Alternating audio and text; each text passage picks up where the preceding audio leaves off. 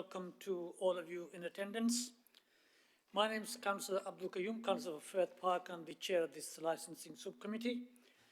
Before I ask my colleagues to introduce themselves, can I ask Democratic Services to just give us the housekeeping arrangements for today? Thank you, Chair. In the event of the fire alarm sounding, please take instruction from staff and stewards. The assembly point is at Tudor Square. Please can I request that everyone switch mobile devices to silent mode so as not to disturb the conduct of the meeting. The meeting today will be webcast and the recording will also be available for people to view later through the Council's website. It is also possible that Sheffield Live TV will record and rebroadcast this meeting. While ever the meeting is open to the public, photography, video and sound recording of the proceedings is permitted. However, the Chair has discretion to withdraw or suspend the permission, for example, if the recording is disrupting the conduct of the meeting or is being undertaken in a manner which could capture personal information, or in the event that a member of the public participating in a meeting objects to being recorded. Thank you. Thank you, Philippa. Is there any apologies for absence? No apologies. Any exclusions of the public and press? No. Any declarations of interest from any of my colleagues? No. Okay, can I now ask my colleagues to introduce themselves? I'm Councillor Woolhouse, Councillor for Bayton and member of this committee. I'm Councillor Cliff Woodcraft, elected member for Fulwood. Officers? Morning everyone, Samantha Bond, legal advisor to the subcommittee. Morning, Shimla Finch from the licensing service. I'll be presenting the report today.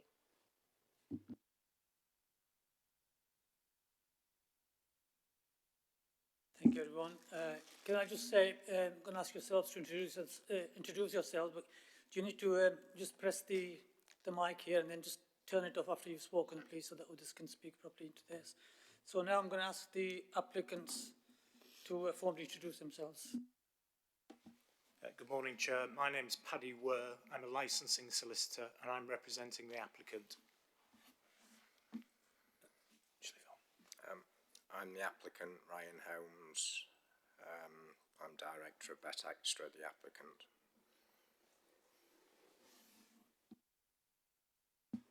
Amanda Usher, Woodsworth. Thank you. And also the representative of the responsible authority. Good morning, I'm Maureen Hanafi. I'm licensing manager at the Sheffield Safeguarding Partnership. Good morning, Chair. My name is Gareth Barrett. I'm a licensing enforcement and technical officer for the licensing service. Thank you. And also the interested parties present, if you can introduce yourselves, please. I'm Susan Hurd. I'm Assistant Director of Public Health in the Sheffield City Council.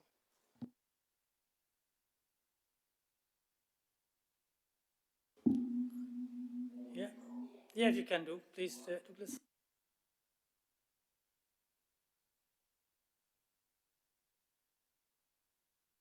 Well, only because if it's not, it won't be caught on the webcast. So, yeah, I'm Douglas Johnson. I'm one of the City Ward councillors covering the area of this application, and I'm here objecting on behalf of the 3 ward councillors. Thank you.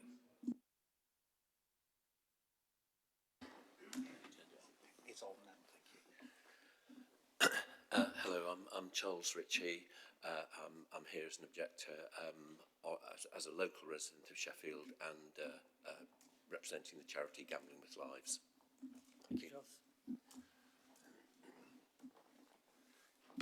Good morning, I'm Peter Sefton, Chair of Changing Sheff, which is the Residents Association for Sheffield City Centre and the 27,000 people who live in it. Thank you, everyone. Can I now just ask our solicitor to the committee to outline the procedure for this morning so we're all clear what's going to be happening this morning. Sam. Thank you, Chair. We have got some extra hard copies of the papers if anybody, that's a good start, isn't it? If anybody wants a copy, we can hand those round to you. So the procedures right at the back of the pack on page 84. So the licensing officer, who's Shimla this morning, will introduce the report. Any questions concerning the report can be asked by members and the applicant. So if there's anything missing or anything that needs amended for the record, we'll get that updated there and then. We'll then head over to the responsible authorities who will be asked to detail the relevant representations. Members will have an opportunity for questions. Similarly, with the interested parties, you'll just follow on from, we'll probably do licensing, safeguarding, public health, and then just work it around that way. As I said, members will have an opportunity for questions, and with the leave of the chair, the applicant and their representative can also ask you questions as well.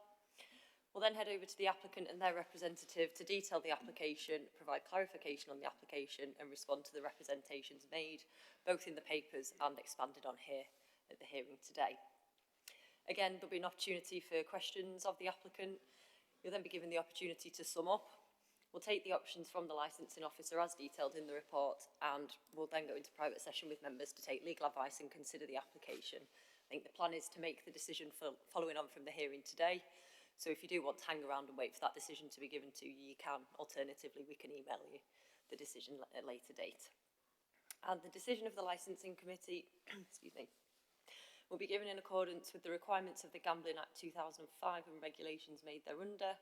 At any time during the hearing, members can request legal advice, which we can either do in open session as we are now, or private, where we'll just ask you to pop into the room next door. We'll have a discussion, and then when we invite you back in, we'll feedback what that legal advice was. And has already been set out that the hearing is in public this morning, unless at any point the chair determines that the public should be excluded and the webcasting paused, but we can cross that bridge if we come to it. Well, that's hopefully not too complicated sounding. Thank you, Chair. Thank you. Over to our licence officer for the report, please. Thank you, Chair. This report is to consider an application for a new betting premises licence made under the Gambling Act 2005. Paragraph 2 of the report outlines the gambling framework and details the regulations around betting premises with links to the Commissioner's Code of Practice, guidance to local authorities and the Licence and Authority Statement of Principles. This paragraph also details the local requirements in relation to the applicant's risk assessments. The application has been made by BetExtra Limited, which was received on the 25th of October 2023. A copy of the application documents, which includes plans and risk assessment, are attached to Appendix A.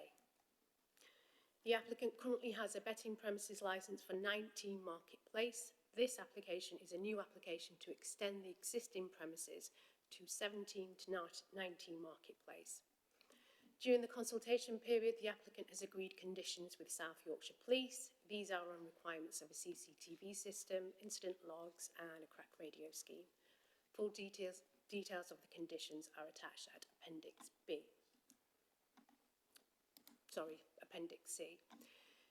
The application has been referred to the licensing subcommittee as we have 5 unresolved representations, 2 from responsible authorities and the remaining from interested parties. Full copies of these are attached at Appendix B. The main points of the representations are highlighted at paragraph 4.3.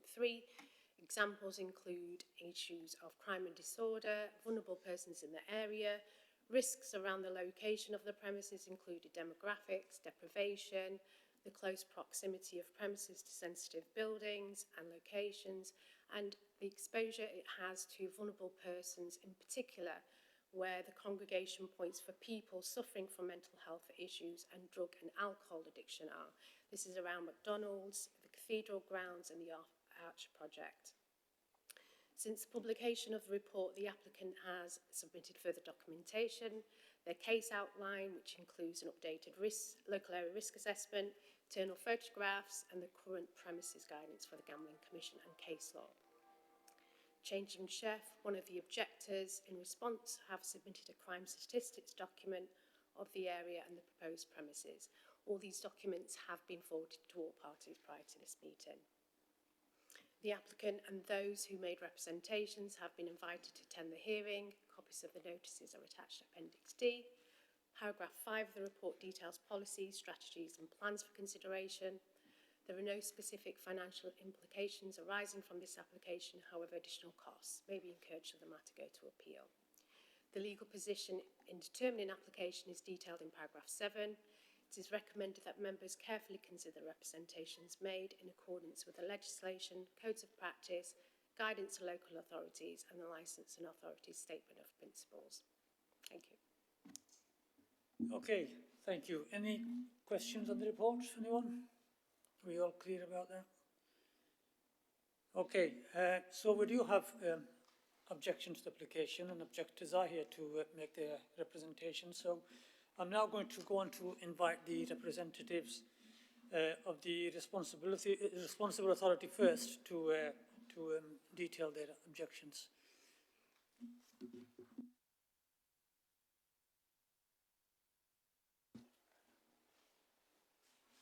Good morning.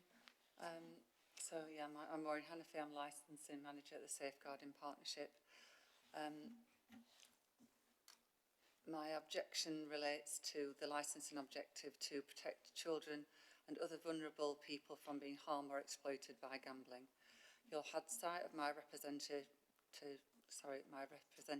report stating the rationale to why I cannot support the new application for the premises but extra. Fundamentally, the location of the premises being in the vicinity of a crime hotspot and a police-orientated plot plan due to the high level of crime and disorder in the area, and it's frequented by vulnerable people, including homeless, street drinkers in that vicinity, in addition to being near student accommodation and the main public transport linked through the city centre for young people travelling to and from schools. Allowing the premises to expand will increase their amount of gambling, and as such the link to gambling harms. In turn, the negative impact on gambling on vulnerable adults, students, children, their families and affected others. Negative social consequences on the individuals and families, including health, financial well-being, links to breakdown in relationships, and in some cases criminality to fund their gambling disorder. The gambling harm strategy for the city aims to reduce gambling harm opportunities, and as such a new application would be contrary to this aim and position. The increased gambling opportunity puts additional pressures on existing support services. The local area risk assessment, in my opinion, doesn't take into full consideration the gambling support services and other vulnerable people services such as the Arch Project and the Cathedral Project. Since I submitted my report, a Safer Neighbourhood coordinator has informed me that there's been further increases of violence and assaults around that particular vicinity from the Arch Project, and they are planning on reducing their opening hours for several weeks, which could lead to even further incidents of criminal and antisocial behaviour impacting on the local area, not only service users but the wider community in the city centre. Thank you.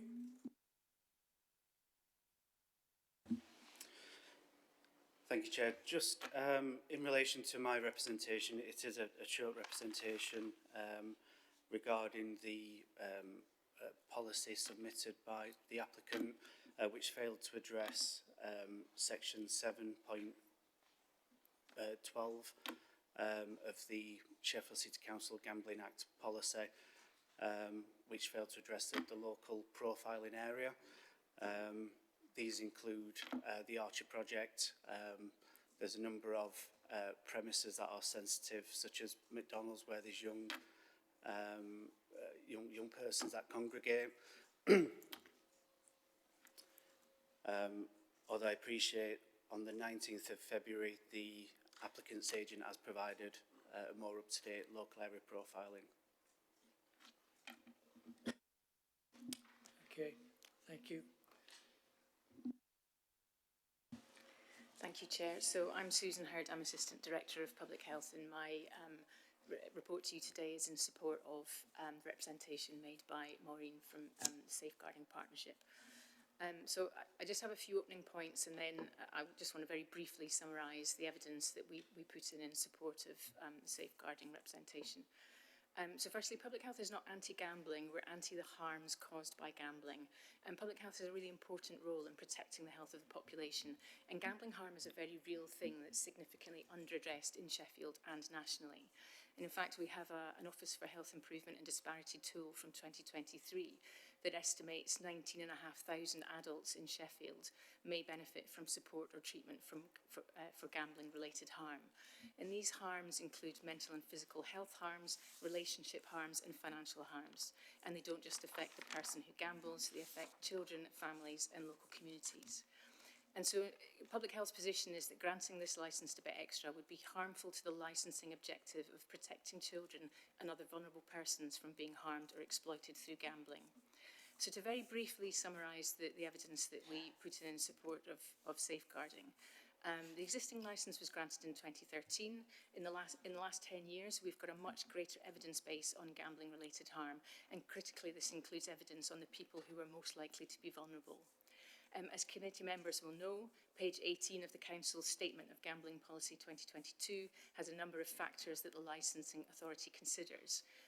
These include the possible impact on premises that provide services to children and young people and vulnerable people in the area, and the size of the premises under consideration for licence. If granted a licence in this situation, it will more than double the size of the customer area. This will increase the accessibility and availability of gambling, resulting in an increased risk of harm to people who live, work, study, socialise and use services in the area, especially vulnerable people. The venue is close to multiple sensitive locations, some of which we've heard, which provide services and support to children, young people and vulnerable people. There is an extensive list in the submission that we made. The original local area risk assessment didn't note any of these locations. One of these is the new Sheffield clinic base of the NHS Northern Gambling Clinic on Pinfold Street. This is a specialist treatment service for people with gambling addiction. The clinical lead and consultant psychologist Matt Gaskell shared some data with us from a survey that's just come out that shows that 52% of students who gamble are at moderate risk or are categorised as having a problem with gambling. There's also a growing evidence base that the availability of and proximity to gambling venues is associated with increased harms. So, for example, there was a 2023 Australian longitudinal study that showed that people living close to gambling venues are more likely to gamble, less likely to be happy, more likely to suffer financial hardship and mental health problems, and that these associations were strongest for the people who are most vulnerable. Page 51 of the Council's Statement of Licensing Policy states that the Licensing Authority will at all times have due regard to the Equality Act 2010 and Sheffield City Council's Equality, Diversity and Inclusion Statement 2018, which was updated in 2022. Granting the licence will increase the risk of gambling-related harms to people with a number of protected characteristics, including men, people aged 16 to 44, and people with psychological health problems reported as a disability, as described, and this is described in more detail actually in the Council's draft gambling-related harms strategy. Taking into account the wider equality impact considerations, granting the licence will have a negative effect on poverty and financial inclusion, and 1 in 4 people in Sheffield are living in poverty, and poverty is getting worse in the city. The Council's developed a draft gambling-related harm strategy, and our stakeholders were very clear with us that Sheffield needs to do better with regard to harm reduction. We can't treat our way out of gambling-related harms. We must avoid preventable harms from occurring in the first place. And in public health, we're often asked to prove who will be harmed by this. And I wanted to make a parallel with COVID. 1,500 people in Sheffield died over 2 years of the pandemic, but hundreds of lives were saved by the collective actions we took to stop the spread of the disease. There are people alive today who would otherwise have died from COVID.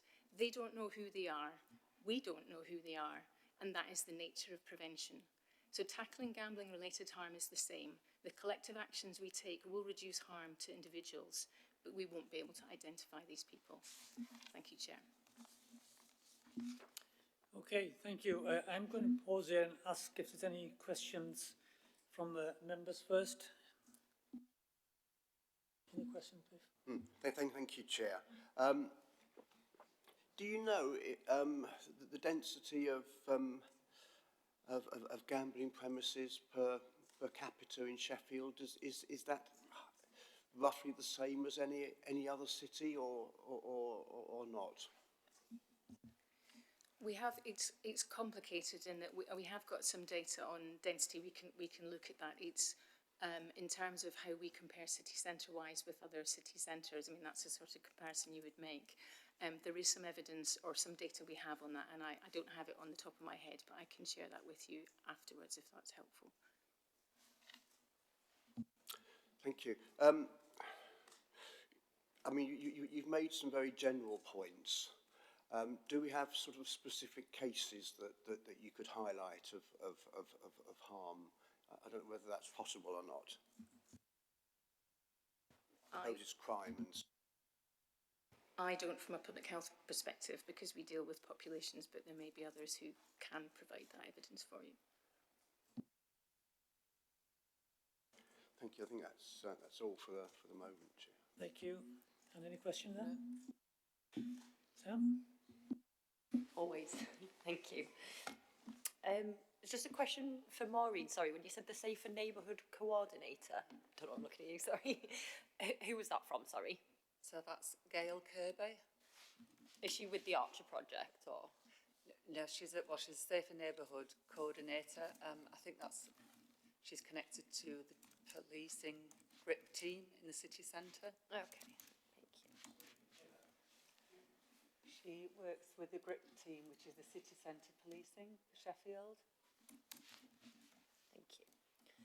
And for licensing, obviously we've got a number of gambling premises in the city centre. Are you aware of any current issues with those over the past few years? Anything that's been reported to you? No issues that I'm aware of. Okay. Thank you, Chair. Thank you. Okay, any questions from the applicant so far for the representative? I don't, thank you very much. Okay, thank you. Okay, thank you for your representations. I'm now going to go on to the interested parties. Who wants to go first? Douglas?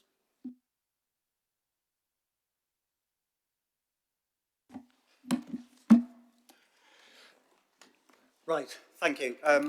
So, as I introduced before, my name is Douglas Johnson. I'm a councillor for City Ward.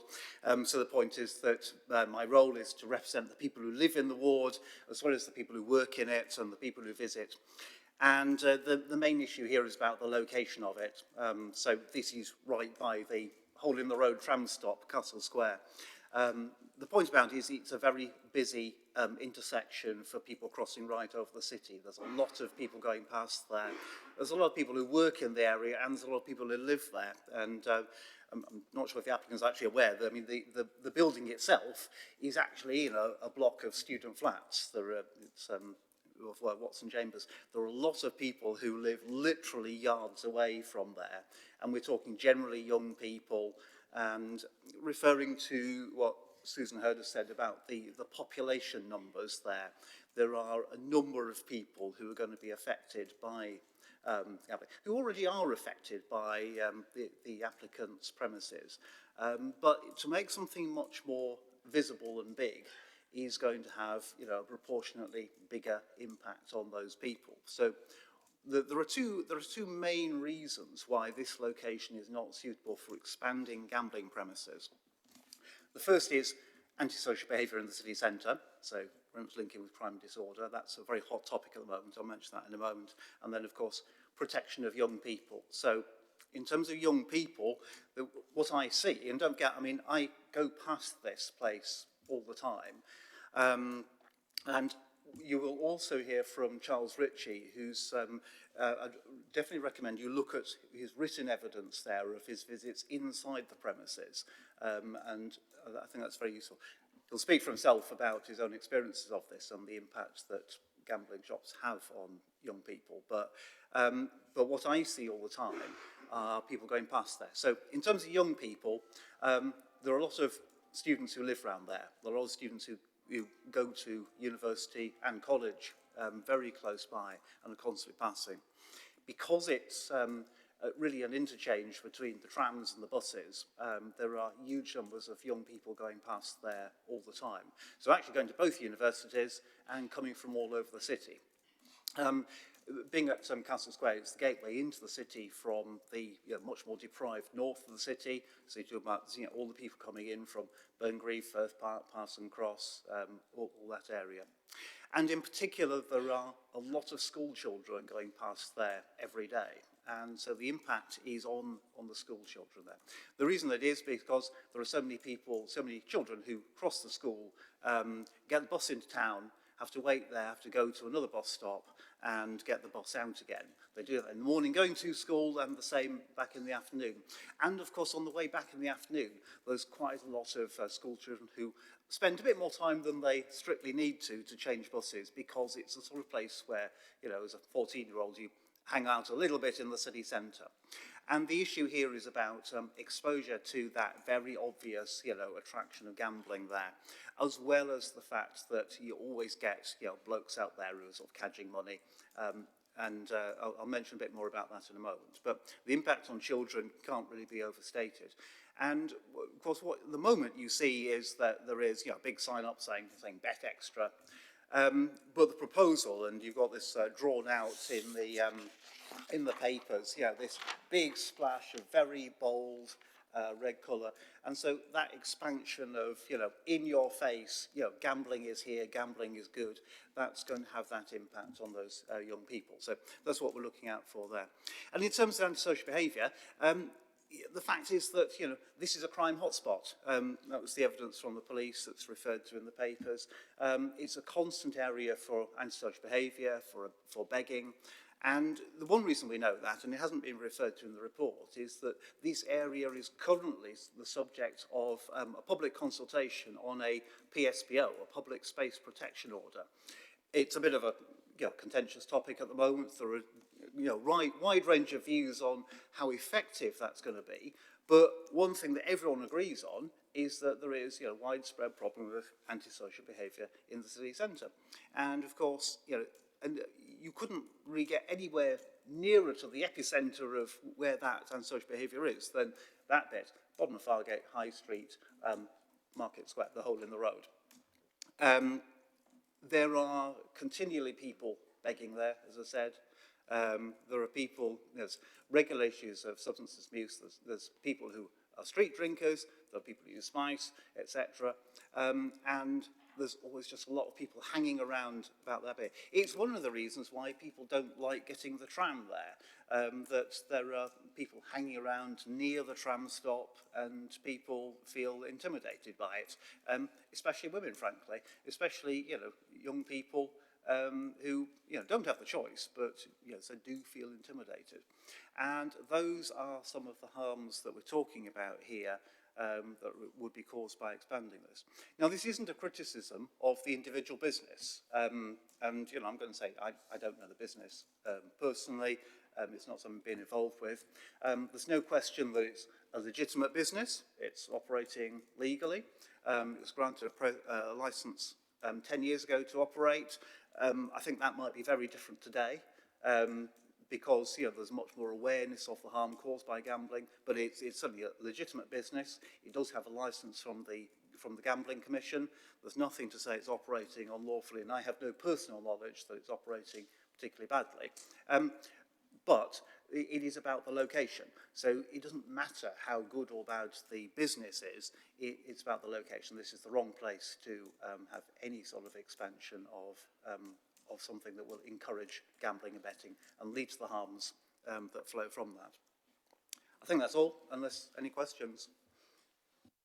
Okay, thank you, Councillor Johnson. If you just wait to see if you have any questions. Anyone? Anne? Cliff? No, that's fine. I don't really need it for you right here there. You said just at the end there, it's the wrong place for it. Is there a place that you would suggest would be better? So I'm not going to suggest places that would be suitable for gambling premises, because that's not the question coming up today. What I'm really focusing on is so that if you have a gambling place or an expanded gambling place here, then it's the wrong place. The point is, I mean, if you had a different application for some different premises in a different part of the city or a different town or city in the country, then you'd have to look at that application separately. Yeah, I can't do that today. But it's just, I'm just reflecting the fact that, yeah, it's not, you know, it's not unlawful to operate these premises, but expanding these premises in this place would be a particular harm to a lot of people. Okay, thank you. You said no personal knowledge of any issues associated with this current premises. I know there were other premises in the area licensed for gambling? Are you aware of any issues associated with that? Yeah, so in saying that, what I'm saying is, I mean, I haven't actually been in the premises. I don't have any personal interest in going in gambling or betting. And yes, I mean, I haven't done personal casework with people suffering from gambling addictions from this premise, as far as I know. And I mean, possibly no. I mean, my background was in advice work. I did a lot of work on debt advice in places like Parson Cross over the years. And yes, there would be people there who would have had chronic problems with getting into debt through gambling, or kind of harder really, where a family member would get into debt with gambling. And, with this premises operating at the time I was working there, then, it's to some extent one and the same with a number of gambling premises. It's not the individual business that's the problem. It's the fact that it's at this location, which is easily accessible and very visible in this case.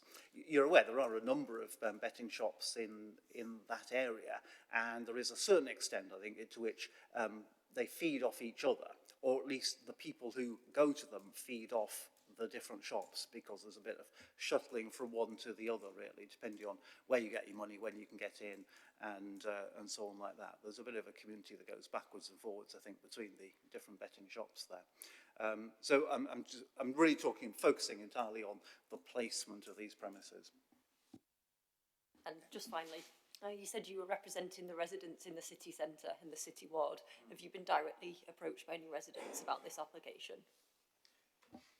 Well, you'll hear evidence from Peter Sefton, who represents Changing Jeff. It's a residents' association of the city. We have, just for pressure of time, I haven't actually caught about this particular premises, but I mean, it's a fair reflection to say that, a lot of people who live in the ward complain about, the blokes hanging around, outside betting shops, outside the banker's draft there, in town. So it's a pretty regular thing. I mean, it's one of the sort of big ongoing themes about my ward casework, that we just get this all the time. And of course, it's very visible in the city because it's the city centre. I should say, I suppose, what we, as ward councillors, what we try and do is we have tried to support, over many years now, those really good organisations that work with what we loosely call the street cohort. So, I mean, someone mentioned the Archer project before, excellent voluntary sector project that works with engaging people. There are others too. Ben Centre regularly check, the Soup Kitchen, which has a temporary base that operates near there, but as well as all the police and council services and other more organised voluntary sector organisations.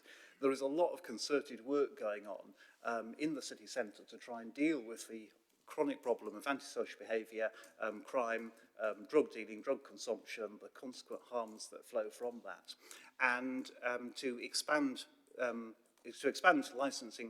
gambling premises would be to make all those jobs for all those people a lot harder.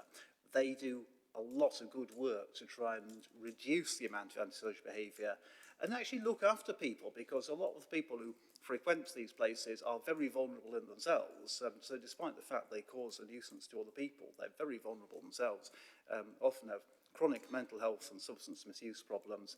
And, it is one of the issues where, the problem has been made worse over the years by the number of betting shops in this area, frankly. Okay, thank you. Applicants, any questions? Right, thank you, Councillor Johnson.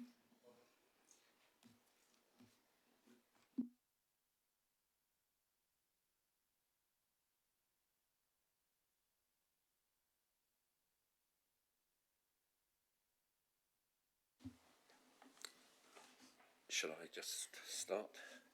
Yeah. So my name's Charles Ritchie, a local resident and a member of Gambling with Lives, which is a charity set up by families bereaved by gambling suicides. I lost my own son Jack in 2017. Sorry, I'm not going to talk about this for a long time. I am going to focus on the issue of vulnerability in particular, but I think it's important to understand the scale of the harms that we are talking about here.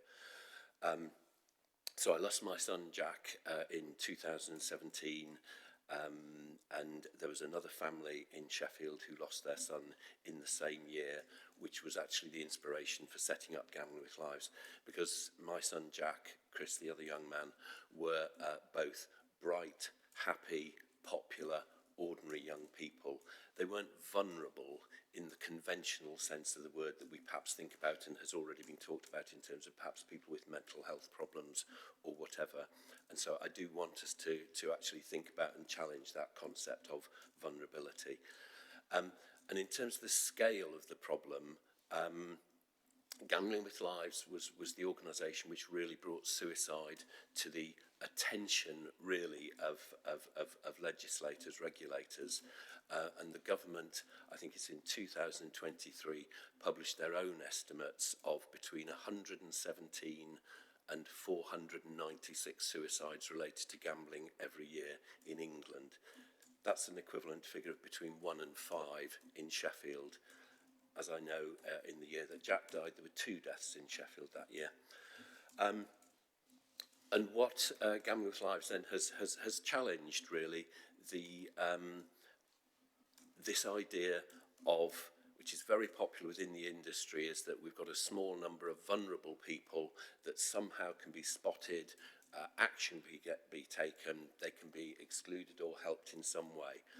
I would question whether the industry does that anyway, but I think it is actually the whole concept of, is that possible?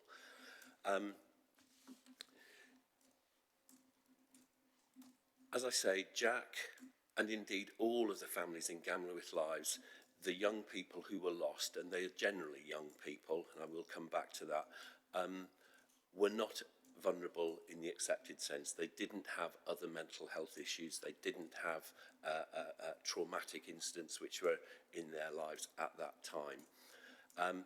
And this idea of challenging vulnerability has been accepted very much now by regulators, by parliamentarians.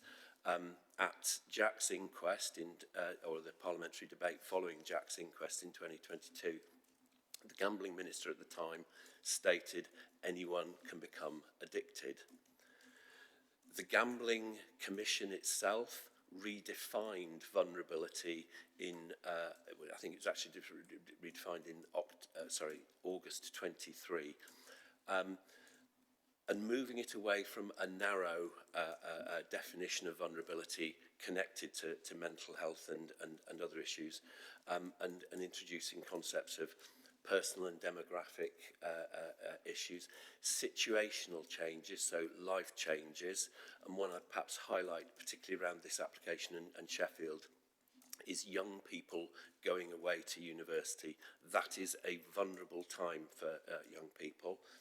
The Gambling Commission itself stated anyone can be vulnerable to harm, and there are many reasons a person may be in a vulnerable situation.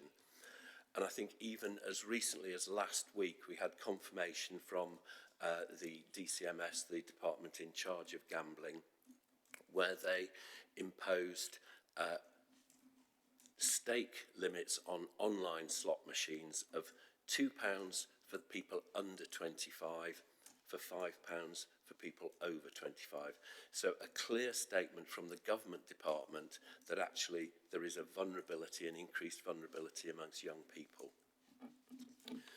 So very happy to answer further questions on that, but I think there's an absolute contention is that it is not possible to spot vulnerability. People don't look different. They are ordinary people. So even if companies wanted to spot vulnerability, I challenge their ability to do so. What gambling addiction is about is actually the availability and the accessibility of highly addictive and dangerous products. We've already had a mention of that startling figure of 52% of students being harmed by gambling. The Northern Gambling Clinic also talk about something like a third of their clients that they see. Their gambling problem started through a random encounter with a dangerous product. It wasn't a traumatic life event. It was just coming across a highly addictive product. I know that the applicants have highlighted fixed odds betting terminals in their application and stating that this won't increase the number of fixed odds betting terminals. Fixed odd betting terminals, people maybe were aware, were called the crack cocaine of gambling. They were recognised as highly dangerous machines. They remain highly dangerous machines. The government took action to reduce the maximum stake size to £2 from £100 back in 2019.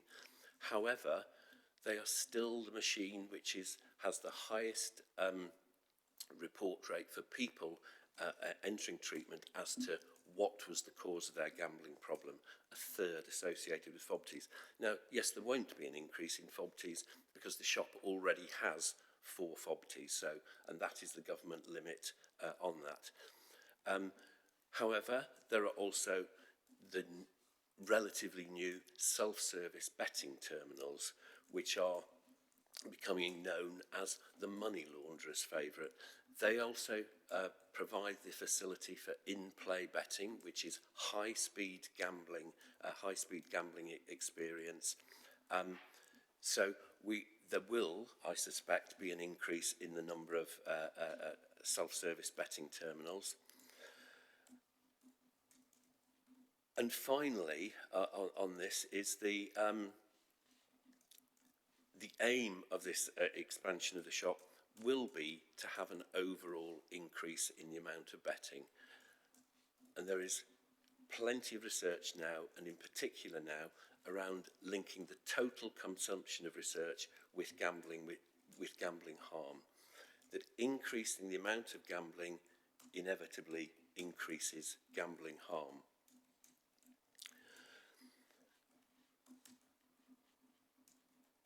I wanted to say something about the shop itself.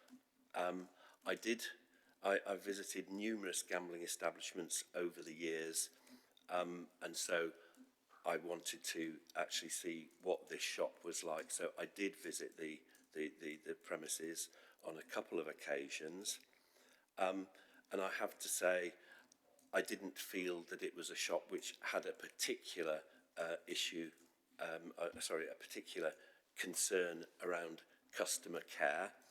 In the time that I was in there, I didn't see any customer interaction, despite I thought there were very clear instances of people being immersed in their betting, including spending a very long time on the fixed odds betting terminals. I personally wasn't approached when I went into the shop and stayed there for some length of time not betting. And also, I think there were issues of, and I think the applicant talks about lines of sight to the various betting machines. Actually, the fixed odds betting terminals and the SSBT had their customers had their backs to the office while playing. So I think that there are issues between what are written policies and what actually happens in fact. And then the very final thing I would say is just the whole issue. I won't say very much about the location. I think others have said exactly what I've said in terms of that is a prime location in the city. It is a more general thing in terms of the economic costs of gambling and gambling establishments. Again, very solid evidence to show there is a very high level of social and economics costs associated with gambling harms, and very clear evidence that actually gambling as an activity itself does not generate great wealth. There's research in this country, Sweden and Australia, which shows that £1 spent in virtually any other sector of the economy generates more wealth than it does in gambling. Gambling doesn't generate lots of jobs around it. So overall, I think that there would be a negative impact of the shop. I think that's all I have to say. Thank you. Thank you, Mr. Ritchie. Open to any questions, Gif? Yeah. I'd like to say I'm sorry about your son and also all the other people who've lost their lives through gambling, because we well know the fact that it is a cause of these things. But I just wondered, do you feel that when people initially get involved in gambling, do you think it is through the betting shops, or there's a lot of people go online these days, or do you think the introduction to it is going into a betting shop? You're absolutely right. The situation has changed, and there is a much greater growth in online gambling. However, certainly our own son and Chris, the other young man in Sheffield, did actually start in licensed betting premises. They were actually underage. They were both 17. Now, I'm not suggesting that the shop doesn't have adequate age protection procedures, and I think the industry has improved on that. But yes, it is still a common route for people to start their gambling in licensed premises. And I think when we talk about young people, we're not talking about what we conventionally think as children and people who maybe it would be an illegal process, as the government's own recognition is that under 25 is a young person. So yes, it is still a very common route in. The other thing I'd also say is that we do a lot of work with gamblers in recovery, and for many people, actually gambling in premises is what they do when they relapse. That because there are good self-exclusion schemes online, and I know those exist, but I'd challenge how good they are in terms of locally in shops, so that people are able to exclude themselves online. They're able to put blocking software on their phones, their computer.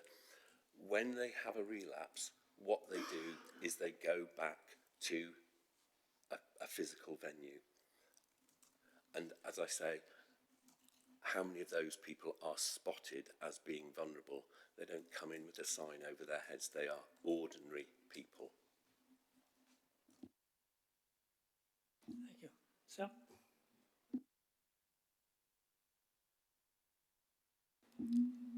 No, okay. Thank you. Right, thank you, Mr. G. Thank you very much.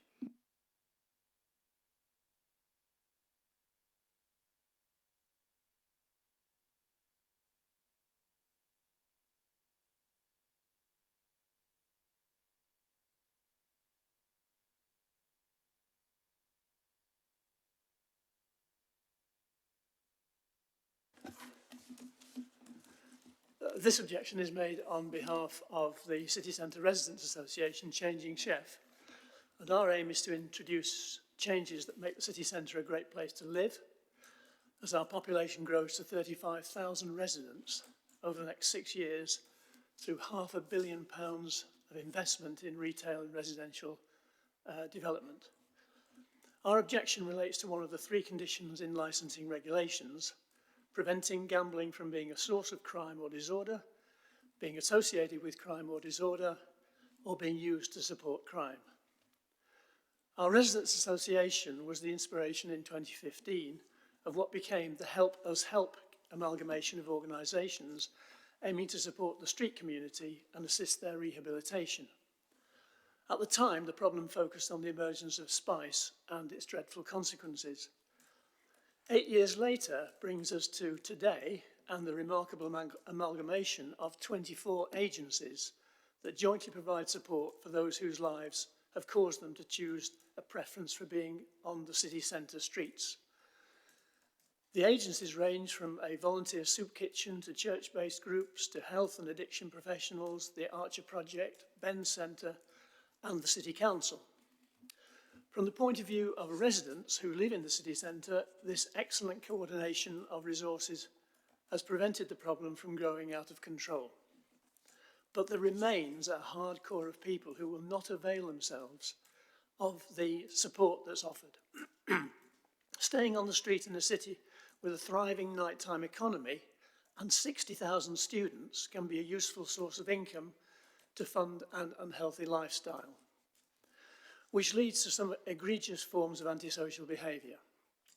Regrettably, despite the best efforts of the Help Us Help agencies, these problems are concentrated in the area of this application. The lower end of Fargate, High Street and the area around Castle Square and Angel Street. The Bankers Draft is a particular hotspot where the street community congregates, which is why we strongly oppose this location for an expansion of the current outlet. The area is already a source of crime and disorder, despite the best efforts of all the agencies involved.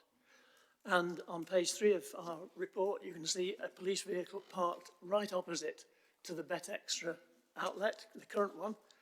And also, if you look at the police report that was submitted as a result of some of the documentation that came in last week from the applicant, you'll see that for the December figures of police crime, there were 200 crimes in the area of this application, consisting of shoplifting, antisocial behaviour, violence and sexual offences.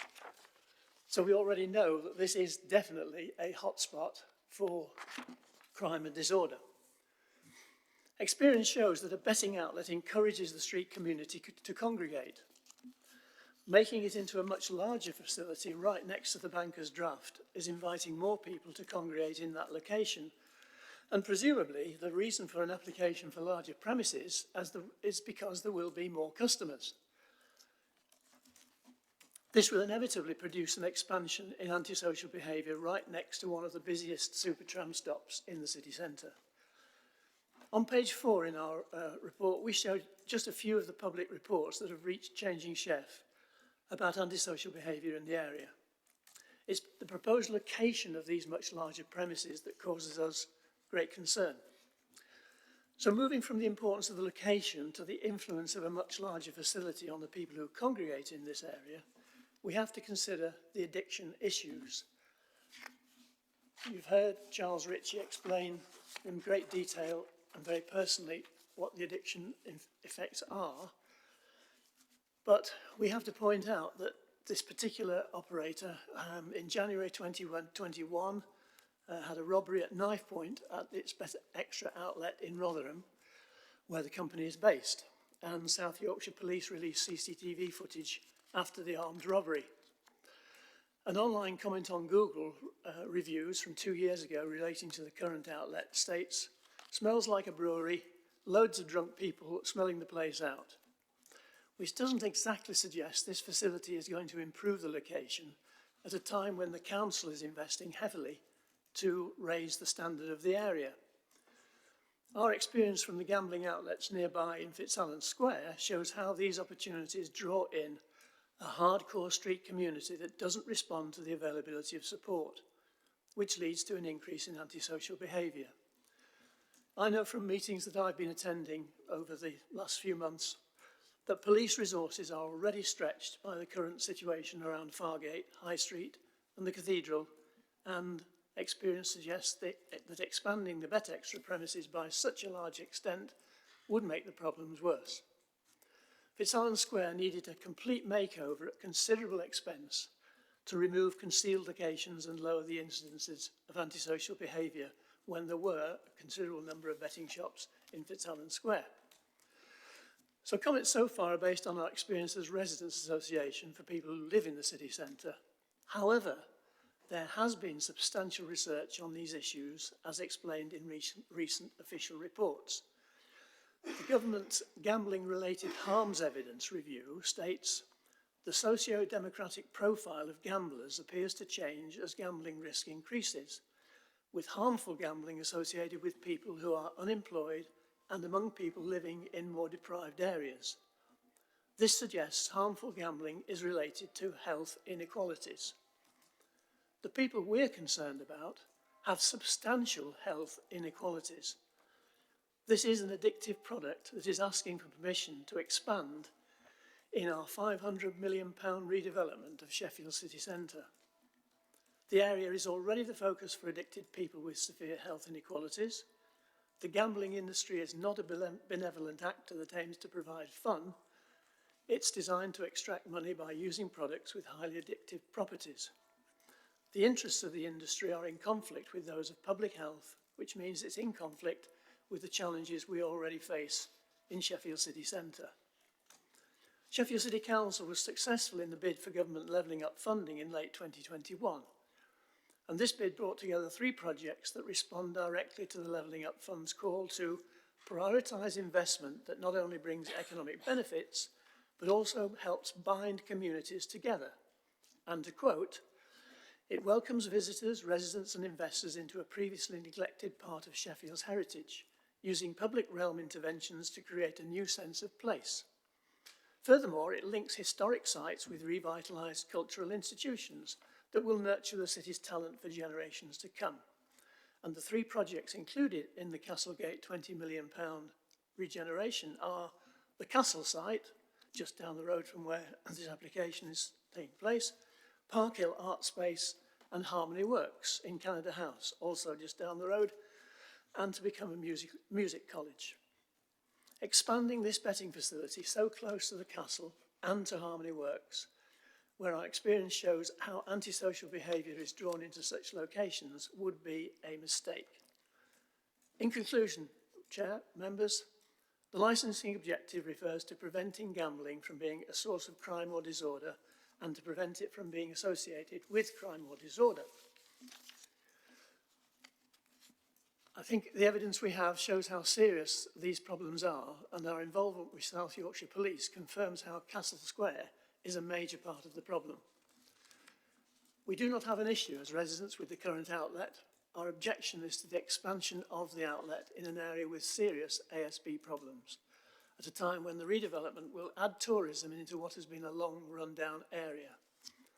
If I can just point out to you that in last night's Star, when we talk about crime and disorder, Banker's Draft Pub, 2 charged after alleged assault on staff at popular Sheffield city centre pub. The 2 were arrested following reports of an incident at the Banker's Draft Pub at Marketplace in the city centre yesterday, in which police were told that 2 members of staff were assaulted. So that was Banker's Draft yesterday, day before yesterday. We have a problem. We know that research confirms that harmful gambling is related to health inequalities. The people who are causing problems in this area have substantial health inequalities. We should not dangle this greater attraction in front of them. It's the wrong place for this expansion at this time, and we, representing residents in the city centre, hope the committee will agree with our views. Thank you, Chair. Thank you for your detailed representation. Again, any questions from colleagues? Thank you, Chair. Yes, just a bit of clarification. The street community that you describe, are they actually going in and using the facilities of the betting shop, or do they use it as a place to congregate? The answer to the question is both. It depends to what level. There are about 100 people who, to quote an example, the Archer project caters for people and provides lunches behind the cathedral. And there are about 100 people now demanding lunches at the Archer project, to give you an indication of the sort of numbers we're talking about, as the people around the city centre who have serious problems, mental health, addiction problems.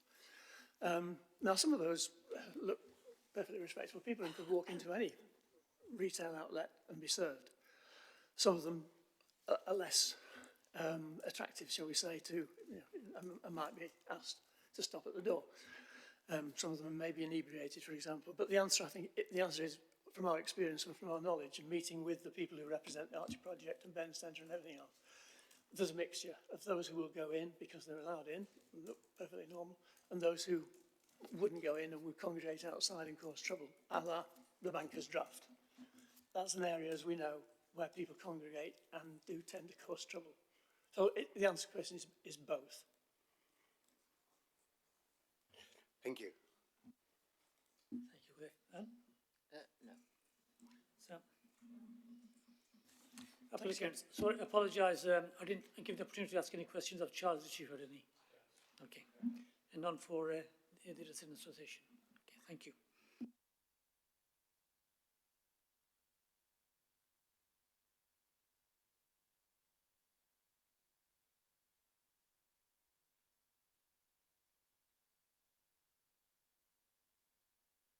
Okay, we now go over to the applicants for their representation. Thank you, Chair, members of the committee. Before I start my submissions, can I join in with Councillor Woolhouse in expressing my condolences to Mr Ritchie as well? And I've listened very carefully and read all of his documentation. I have 3 children who are away at university, and I can't begin to believe what Mr Ritchie's gone through. I've also seen the amount of work that his organisation has done with central government. I specialise in licensing law, so I appear up and down the country acting for applicants and for objectors in Gambling Act applications and alcohol and entertainment applications. So this is all I do. So I'm aware of his work, and I've seen everything that is produced in relation to these proceedings today. And I've seen how much the central government have taken notice to what he said. And certainly the work that's been undertaken has been instructive, I think, in some of the things that have come into primary legislation and have come into stakes and prizes with fixed odds betting terminals, advertising. One of the key things that came out of the inquest and the response by government was making sure that there are services available for people who do need help when gambling becomes a problem. And that is a phenomenal piece of work and will be ongoing, I know. In relation to this application, please can I ask you to consider the documentation that I've submitted, which came into you.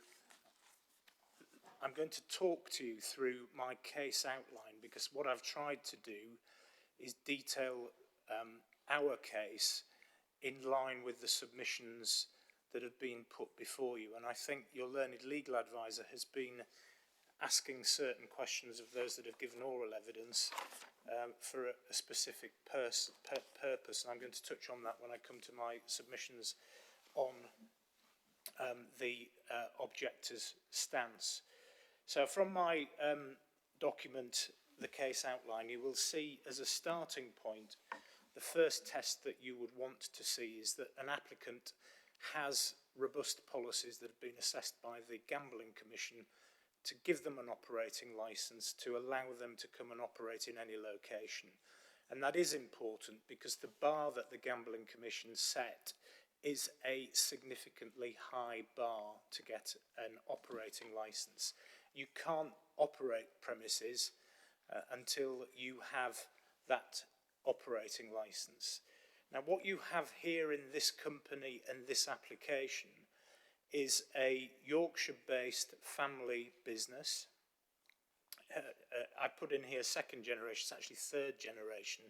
So this is a family business that's operated in and around Yorkshire for many years. And you can see from paragraph 2, they trade premises without issue at a number of locations in and around Yorkshire.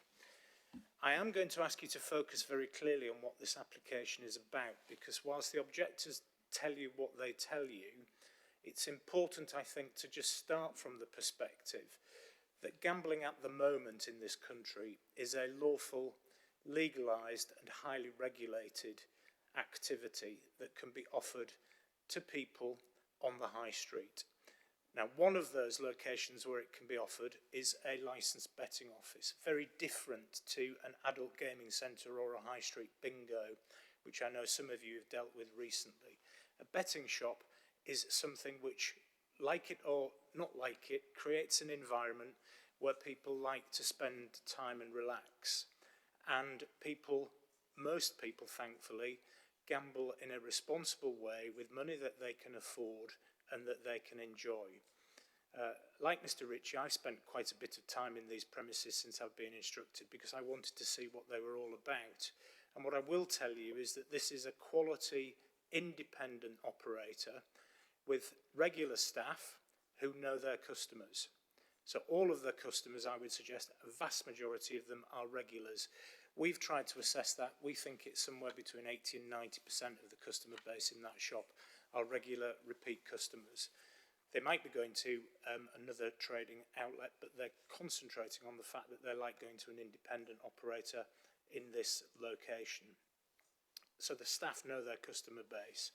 And you can see from paragraph 4, they've had no reviews or negative interaction in any of the licensing authority areas that they trade. But most importantly for you and your discretion today, they've traded at this site for in excess of 10 years without any issues raised in relation to children, vulnerable people, and importantly, crime and disorder. And that must go a long way in when you make your decision today not to grant a new betting shop licence, to grant a replacement betting shop licence, which will allow his customer base to have a shop that they will enjoy to use and socialise in. There's one gentleman who I've seen in the shop every time I've been in there. He's in a wheelchair. He knows everybody in there. He's obviously very comfortable spending his leisure time in that location. Now, it's important to just have a qualitative assessment and a quantitative assessment of what's happened in Sheffield in recent years. And I've put that in paragraph 5. I think one of the questions from Councillor Woodcraft was, how does Sheffield sit in relation to other city centres? I think the important question is, how does it sit in comparison terms to how it used to be relatively recently?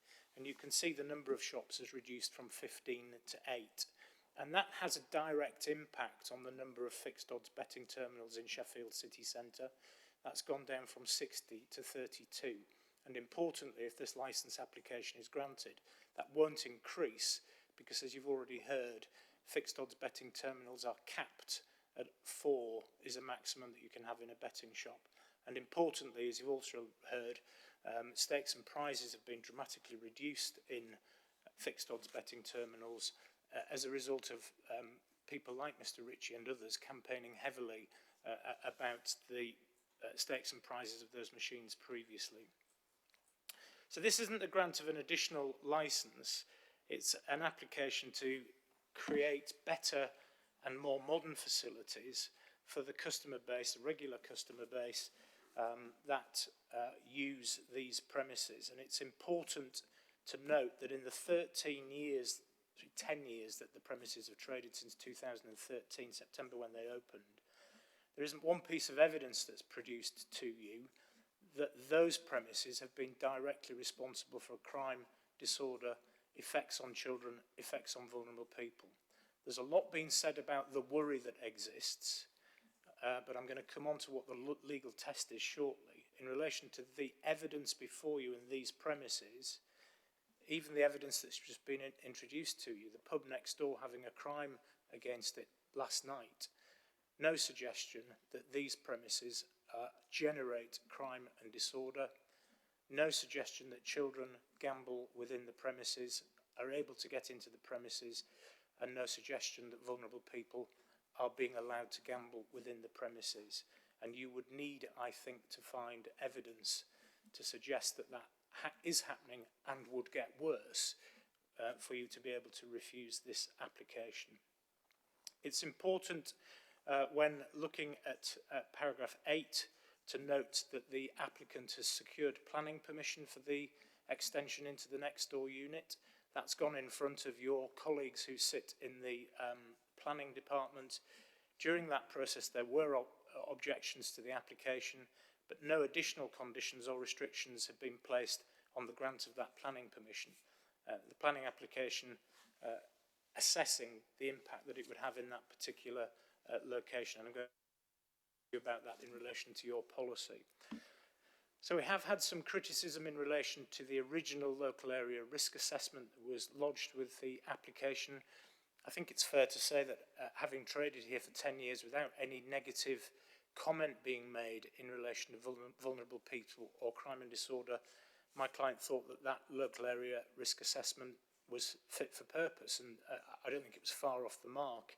However, when we became involved, we suggested that that should be looked at again, and you can see at pages 11 to 25 that there is an updated local area risk assessment that's been put in to this agenda pack. And good operators will do that. Poorer operators won't revisit their LARAs, their local area risk assessments. Good operators will, from time to time, look to see how things are changing, and they will amend their local area risk assessments. So dealing with crime and disorder, and at paragraph 10, I've put in the conditions that the operator has offered or has accepted when the South Yorkshire Police interacted with him as a subject of this application, saying, we don't think there's any issues in relation to the way that you're currently trading. However, we'd like to see things tightened up. We'd like a CCTV condition, and we'd like you to acquire the local city centre retailers against crime radios. And he's been happy to accept those additional conditions to be attached to his premises licence. And on that basis, the police, who are your primary experts in advising on crime and disorder, knowledgeable of where this location is, knowledgeable of where the premises sit, knowledgeable of all that's been told to you about what's going on in the area, are satisfied that the premises, as is and as will be, isn't going to be somewhere that is going to have a negative effect on the crime and disorder licensing objective. So in all of those circumstances, the police are very comfortable to report to you that with those additional conditions, they've no issues with the licence being granted.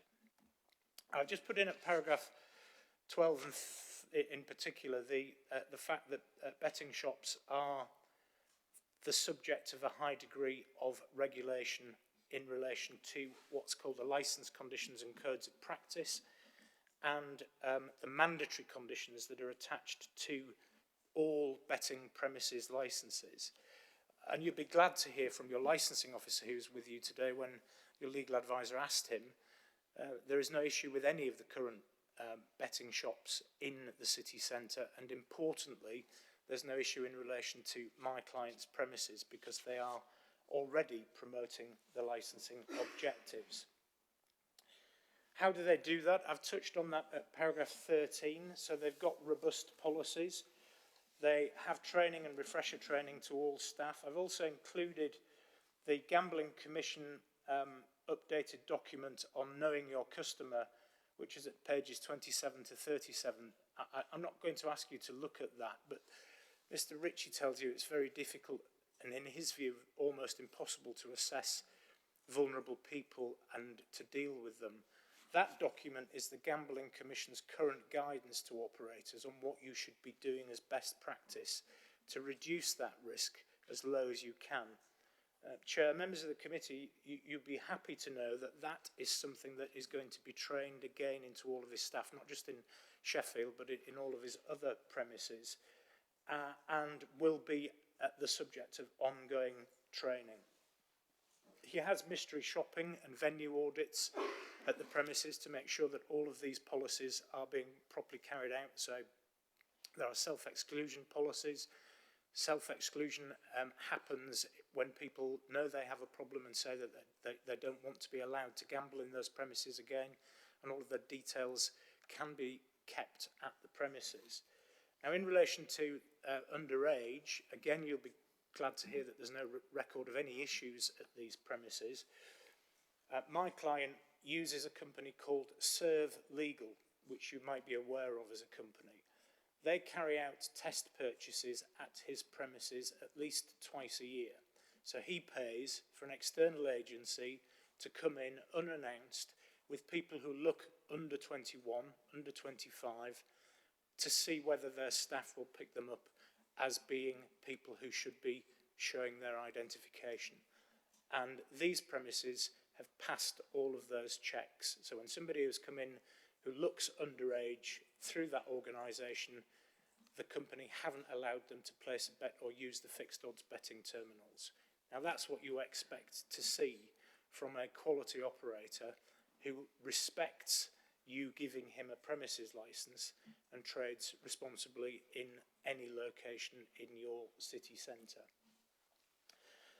What I'm going to ask you to do when granting this licence is say that we've listened to everything that's been put forward very carefully by those who are opposing it, and accept the offer of this responsible independent operator to work with those local agencies to further reduce the harm in and around this location. In my respectful submission to you, that's something that is a really good resolution of these public hearings, and it's something that I recommend quite often when public health are involved. This happened recently with an application I did in Wakefield, one I did in Leeds, where the operator was responsible enough to say, look, we understand the issues that you're talking about and we'd like to actually work with you, offer to engage with those organisations, with the ward councillors, with the local residents association. We're a responsible operator. There's no evidence before the committee that we are causing a problem in the way that we operate, but we'd like to work with you in a stronger environment to make sure that that's even better moving forward. In my submissions, that surely has to be the right way forward when you hear the issues that you hear generally about your city centre. I've just talked a little bit at paragraphs 15, 16 and 17 about vulnerability, and I don't want to knock the multiple operators. They do an exceptional job in what they do. The advantage that my client can bring to this is he's a local independent with staff who work in the premises. They don't move around. They can get directly through to him straight away if there's something that needs to be focused upon. If something needs to be focused upon, it's changed immediately. So you have an operator who, even all of the objectors are saying to you, hasn't caused an issue in the last 10 years. And in all of those circumstances, I would respectfully suggest to you, is doing a very good job and would continue to do a very good job if he's allowed to offer his customer base some better facilities than he does in the shop at the moment. Now, I've looked at your statement of licensing policy, which is an exceptionally helpful document, and I just put in the areas which I think are important areas for you to consider, and I know that you'll get assistance on this from your learned legal advisor as well. So paragraph 2.4, which is at my paragraph 18 of the document, is just a reminder that whether the objectors like it or not, the current legislation is very permissive. You're asked to aim to permit. So you're asked to aim to permit this application unless the objectors can satisfy you that we're not in compliance with the codes of practice, which we are. We're not in compliance with the Gambling Commission's guidance, which we are, and that we're not in compliance with your own statement of licensing principles, which I'm going to detail shortly now that we are, and that we are not reasonably in accordance with the licensing objectives. Now, sometimes I accept that licensing subcommittees have got a very difficult application when there's a new application coming before you and you've got the applicant saying this is going to happen and the objector saying this is going to happen. And you've got to look into the future and think which of those things is more than likely the outcome of what's going to happen if we grant the licence. Well, thankfully for you, you're not in that position today because you've got 10 years of history to look back on. You're not just looking forward, you've got 10 years of responsible operator not having any negative impact on any of the licensing objectives. So that does make your job significantly easier today than for a new licence application when you really don't know, you're having to use your crystal ball to look into the future to see what might happen. I've just put in paragraph 3.7 from your policy, which I think is important, and just going down to the third line down, which says, where there is no obligation for an applicant to have planning permission before applying for a licence, it is strongly recommended that planning use be obtained first, so that proper consideration can be given to the impact the use of the premises will have on the surrounding amenities, character and location. So again, you'll be happy to note that the applicant's gone about things the right way. He's gone in line with what your policy says. He's asked your planning officers and members to look at his planning application to see whether it's going to have a negative impact, and there's been a determination that it won't and that planning can be granted. So he's done that the right way round. So can I just deal with the licensing objectives? Paragraph 20 of my statement is just dealing with your sections within it on crime and disorder. And there's been a lot said by the objectors about crime and disorder generally in the locality. So you should be very pleased that none of that, in specific terms, is levied at my client's premises. there isn't one recorded crime at my client's premises before this licensing committee. If the police had any concern, they would be opposing this licence and saying it can't be granted because it's going to, in our view, have a negative impact on the crime and disorder licensing objective. And if you just turn over the page on my case outline and come down to, again from your policy, the second paragraph down on that page, conditions may be attached to premises licences in order to be reasonably consistent with this licensing objective and will, so far as possible, reflect local crime prevention strategies. And then in your determining an opposed application, what your policy says is the licensing authority considers South Yorkshire Police to be the main source of advice on crime and disorder. Attention will be given to the consideration provided in the application on the above factors. Where an applicant has admitted information on the above, the licensing committee will ask questions of the applicant on such and will consider attaching appropriate conditions. So the police are your main source of advice on crime and disorder. They're asking for conditions to be attached to the licence. My client has agreed to those conditions, and with no evidence of any crime and disorder for the last 10 years at the premises, I would make submissions to you that it would be therefore wrong to refuse this application on the ground of crime and disorder. The second licensing objective I deal with at paragraph 21 is ensuring that gambling is conducted in a fair and open way. That licensing objective hasn't been triggered by any of the representations that you have today, and it's really, as your policy talks about, an issue for the Gambling Commission. So the Gambling Commission get a copy of this application. If they felt that there was anything that the applicant was doing in such a way that was not fair or open, they would have been making a representation to you. Likelihood is that they would have been making an application to review his operating licence, so you don't need to worry about that licensing objective. The third licensing objective is protecting children and other vulnerable persons from being harmed or exploited by gambling. And I go back to repeat very briefly that there isn't any evidence over the last 10 years that that's something that's caused the operator any issues. And I'm going to deal with the exact wording of what the objectives have said to you very, very shortly. Paragraph 24 and 25 deals with my submissions on the law. So we go back again at paragraph 24 to just a reminder that, like it or not, and obviously the objectors don't like it, the primary legislation is permissive at the moment. It asks you to aim to permit. And then I've just really, for my own memory's sake, just reminded myself, what does that mean? What it means is that for this application to be refused, the objectors need to satisfy you that it should be refused. And for a resite in real terms, an extension with better facilities but no additional counter space, no additional fixed odds betting terminals, just better facilities for the customers, I don't think it could be justified that this application should be refused on the evidence that you've had.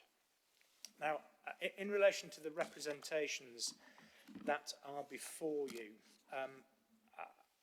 I do just want to touch on some of the things that were said to you. So in relation to the safeguarding submissions, again, nothing to suggest for the last 10 years that these premises are contradicting safeguarding procedures or causing an issue with children. And what I have said as well is, in addition, my client pays for an external company to come and robustly test those policies and make sure that those age verification policies are in place. What your local authority officer said to you was that the local area risk assessment that was initially submitted, he felt failed to address all of the circumstances. He didn't comment on the updated LARA. My submissions to you is that that is a very strong, robust and will be updated local area risk assessment. What he did say to you when asked by your learned legal advisor was that there's no evidence from a licensing authority perspective that this current licence or any of the other betting shops causes any issues currently within the for the licensing authority in relation to the licensing objectives. Now, in relation to the health representation, there is a suggestion that if you increase the size, you increase the risk, and this would be against the gambling harm strategy for Sheffield. With respect to those submissions, there's no evidence that that is the case. Our submissions to you are, in a properly regulated, lawful and licensed environment, why shouldn't the customers who use this shop frequently have better facilities to enjoy and their leisure time? There isn't any evidence before you. Just saying it doesn't mean that it will happen. The objector needs to satisfy you that if this new licence is granted, there would be a harm to the licensing objectives. And there's no suggestion that the vulnerability checks will be reduced in any way, that the staff interaction will not be any better, and nor would we reduce the number of underage verification tests. What has been said by the other objectors is that there is no criticism of the business, was a phrase that was used, and there's no evidence before you that there is crime and disorder directly attributable to my client's premises. What has been talked about is the whether the supervision, I think, of the fixed odds betting terminals is as good as it could be, and I have to beg to differ, having been in the premises with the submissions that have been made before you, and I've put photographs in of the premises. The fixed odds betting terminals are all within immediate eyesight of the staff behind the premises, and the CCTV coverage of the premises all the way around is significant, and the staff can see what's going on also on the CCTV images. So I really can't accept that there is any poor supervision in relation to those sites, and it's been tested by Serve Legal, and there's no evidence before you from your licensing officer or police officers that there are crime issues or vulnerability issues in the premises. What I've also done, having visited the premises regularly, is just highlight the GAMCA social responsibility self-exclusion documents that are all around the premises, and then you can see from each of the fixed odds betting terminals the messaging that's coming around on those fixed odds betting terminals all the time in relation to people who are using them, we would say, responsibly, and no evidence to suggest otherwise. So I've had to deal with all of those issues in some detail, Chair, because there are significant submissions against this application. But what I would say to you in very clear terms is this isn't an additional licence. It's an extension of premises which have traded responsibly for 10 years. There is nothing evidentially to suggest why this application should not be granted. And in all of those points, I submit that the application should be granted. I'm going to deal with some final submissions if anything raises in questions, and my client is here to deal with any questions that are raised either by you or those who are making submissions against the application. Okay, thank you very much for that. Obviously, we may have some questions, but from ourselves first, and then maybe from the other representatives here as well. Can I just ask initially, just for my own clarifications, just for my information really, can you just help me? You said that by expanding into the, into the larger area, better facilities will be offered. Can you just expand on that? What does better mean?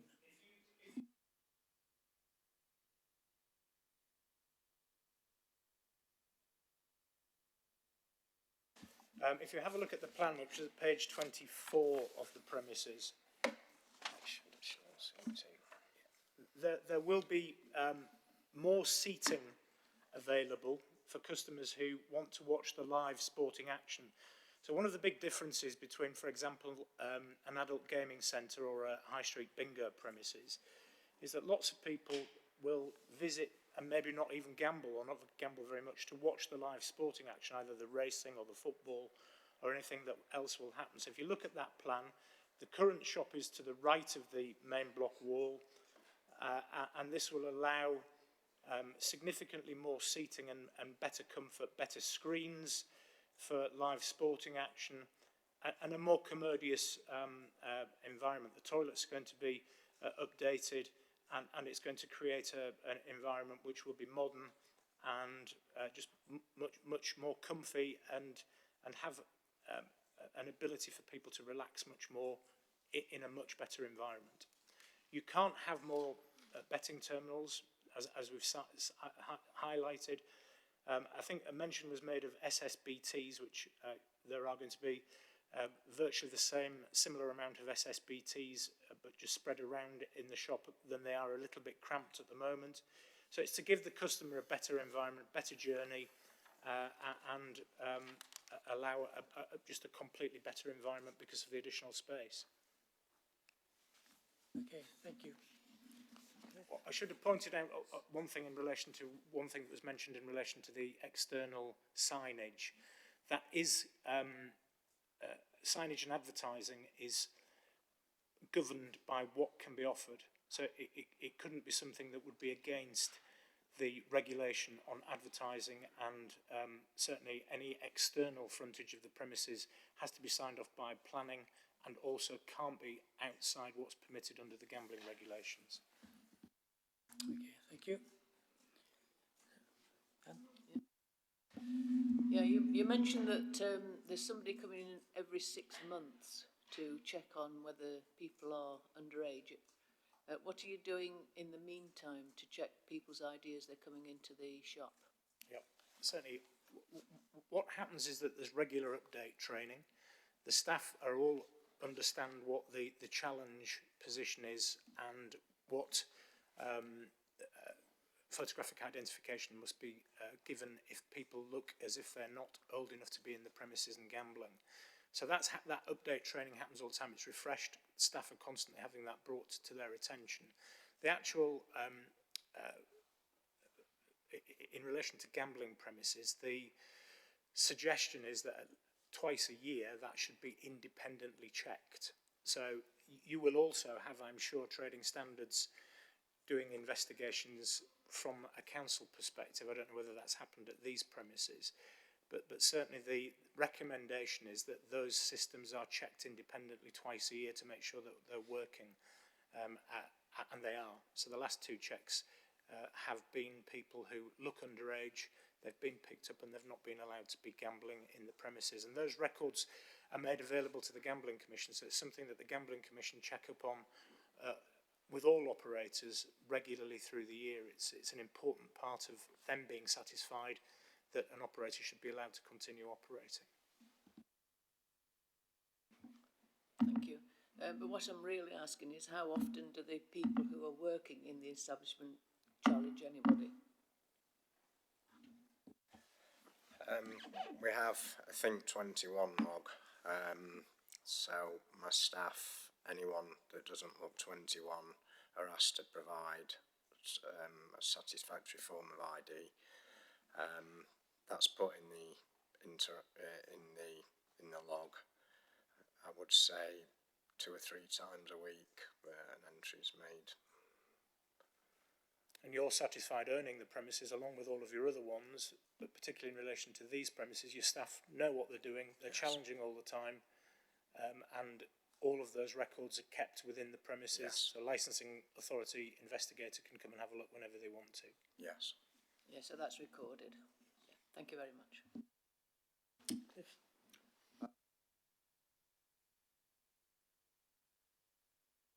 Sam? Only a couple, thank you. Obviously, you've operated there for 10 years, as you've said. Do you have issues, firstly, with children and young people trying to get into the premises? Obviously, it's quite near the tram stop in the schools. Have you encountered anything where they've tried to access? very rarely, it's very unusual. Society, even young people know the law regarding betting officers and that you have to be 18 to enter. We have clear signage on the door to that effect as well. It might happen very sporadically. Once, I don't know, a few times a year.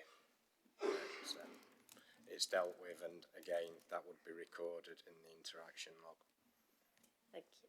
And with vulnerable people, sort of, we've heard about the street drinkers, the homeless, similar sort of thing. Is that the same as with young people, sporadic or?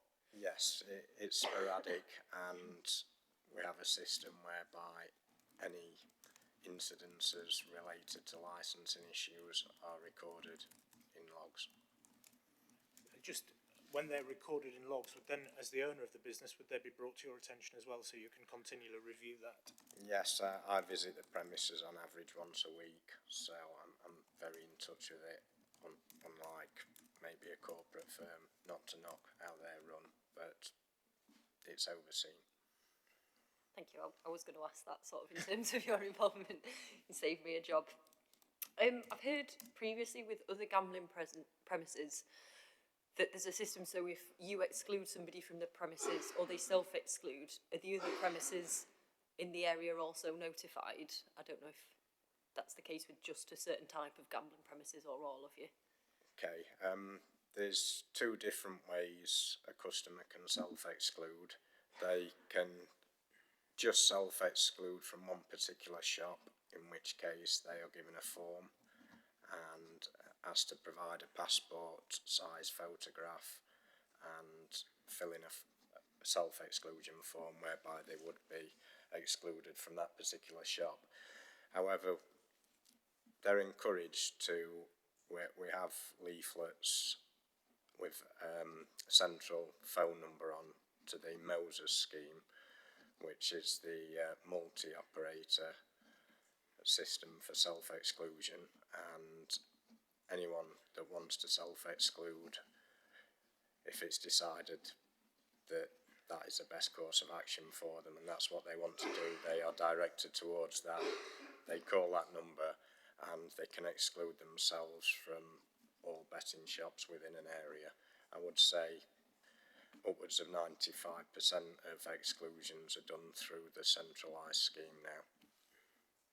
So in that environment, if somebody had been using another shop in Sheffield and they'd wanted to exclude from all shops, you'd then be notified? Yes, I'm notified via email, and those emails are passed on to each shop and printed off at each shop of anyone, any individual that's excluded from an area of shops of which Bet Extra is within. Thank you. Always good to know that what I've been told is what's happening in the industry. That's helpful. Thank you.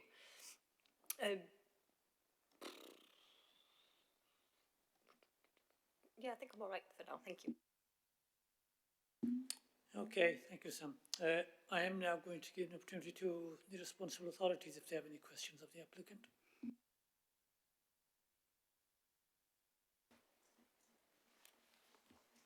Just in relation to your local area risk assessment, under the customer interactions and monitoring,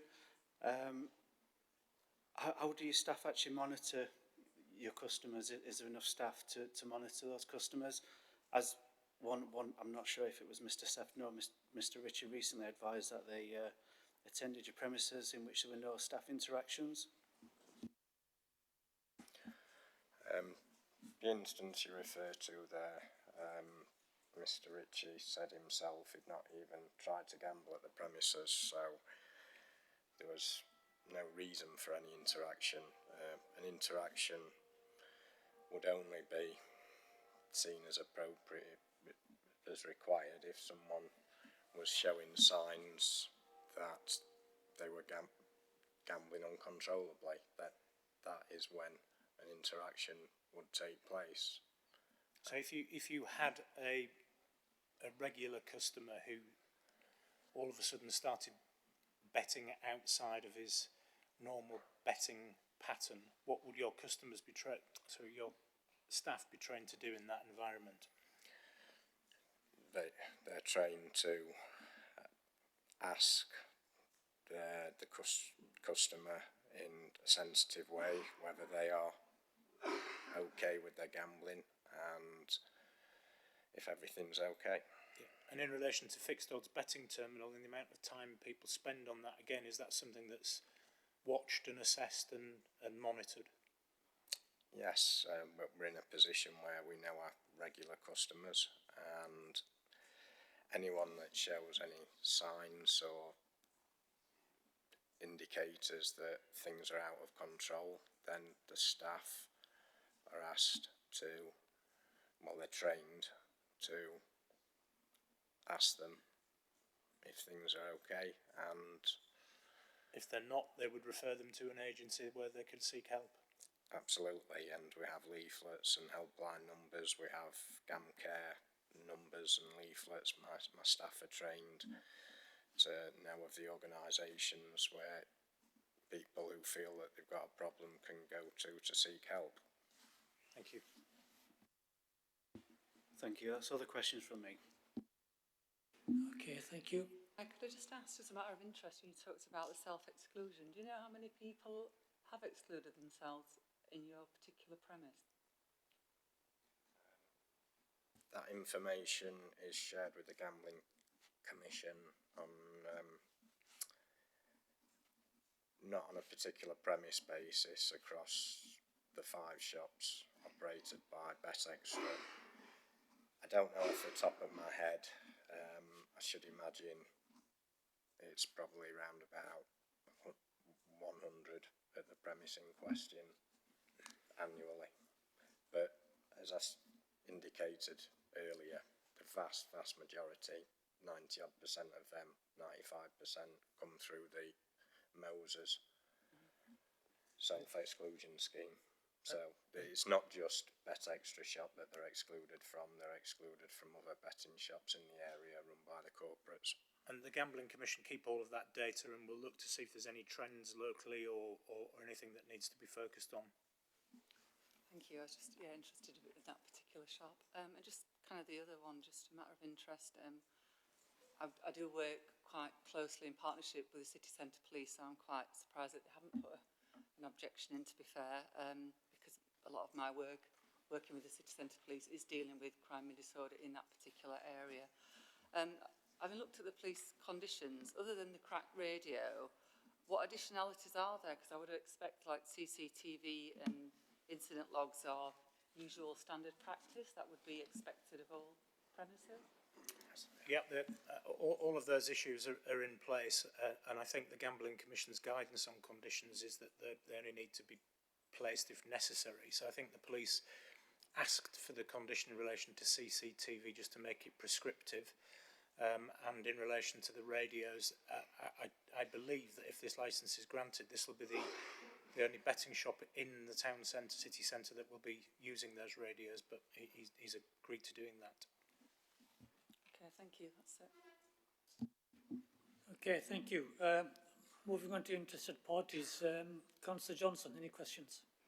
Do you want to come over to the mic? Thank you. So in your submissions, you didn't address the issue about the fact there are hundreds of school children going past the premises every day. Do you want to say something about that? Well, I think I have. We have policies that are stopping them coming in. You know, if this was a brand new application in a location that hadn't had a betting shop, I could understand that that would be something that potentially would cause a committee something to worry about. But what you've got here is an applicant who has traded with his front door in the same place as it's going to be if this licence is granted, who has a 10-year track record of not letting children into his premises. There's no evidence before the committee that that's happened. He's got robust policies to make sure it doesn't happen. He's got age verification policies. He's got notices on the door. He tests his systems twice a year, which is the Gambling Commission's recommendation. And I think when Councillor Woolhouse asked him about it, or somebody did, he said, you know, we just don't let them in. So I think we have dealt with that. Is that it? Well, this committee's got to deal with evidence, and the evidence is not a problem. So the reason I ask is there's a difference between control of what happens inside your premises as opposed to what happens outside. And the further factor, the point about my representations was that this is in a very busy location. As I said, hundreds of school children go past every day, both directions. There's a lot of university students around, a lot of other young people, some with disposable money, some will be stretched, but will still have disposable cash. What's the impact on them? Now, we've heard the public health reports that statistically that will cause harms. We've heard from Charles Ritchie, who's got direct experience of what happens as a result of these businesses. So the question is how you've addressed that. And I think the difficulty is that you've addressed it in terms of what happens when people get to your front door. So in short, do you take any responsibility for the impact of your premises on the public realm? I don't understand your question, I'm sorry. Right, okay. What I'm saying is that you have a betting shop there. It's prominently labelled Bet Extra. It's to encourage gambling. That's the purpose of your signage on the door, isn't it? That's going to be directed at children going past. So a 14-year-old going past now will see that for 4 years until they're 18 and then can come in legally, can't Are they? these going to be questions or are they statements? If that's a question is, are we directing our offer at children? No, we're not. And we've categorically told you that we have signs at the entrance saying that under 18s are not permitted in the premises. We don't allow children in the premises. We won't allow children in the premises, and our systems work. So this is my point that I'm happy to accept that within, once you get to the curtilage of your premises, once you get to the door, then you have control over the inside. But the point is that you have signage there in a prominent location to attract the notice of people who you will want to be future customers. So it's about the children who walk past that every day will see that, and advertising can't fail to make an impression on them, can it? When they're 18, they'll be able to come in. Presumably, as a business, you want their money. I don't think that that is anything to do with the authority's discretion in relation to this application at all. The advertising on the front of the premises will only be what the gambling regulation on advertising permits. That's all of an adult nature. If anybody advertised anything that was remotely trying to interest either children or juveniles who are about to become adults, they would immediately be brought to task for having illegal advertising. That's never happened, I believe, by any betting company in Sheffield. It's certainly not happened by my client, and it won't happen moving forward. All that the front door will say is Bet Extra, as it says now. If it were illegal advertising, that'd be different. But what we're talking about is legal advertising that has an impact on children and young people. So I think the point is that you advertise and it has that impact. The reason I'm suggesting that your application isn't compliant with this local authority's statement of gambling principles is that it requires you to show that if there's any particular factors that aggravate the harms to the public caused by the gambling business that you're promoting, in particular it refers to areas where there are schools, colleges, universities, places where young people live, gambling treatment centres like the one that's just up at the bottom of Pinfold Street. There are various places where a number of vulnerable people, for want of a better word, are going to be. And so this is in relation to the public realm. It's about positioning and it's about location, isn't it? And I'm just wondering if you take any responsibility for that. Well, we do take responsibility for it. We've taken responsibility for it for 10 years. This location isn't changing. We are asking for slightly bigger premises in the same location. So with the greatest respect to your question-stroke statement, I don't think that's fair or accurate. You know, if we'd been trading here for a period where we'd been having an adverse effect on children or vulnerable people, there would be evidence before this committee. And it would be my respectful submission that if that were the case, there would have been a review of the existing premises licence long before this application were made.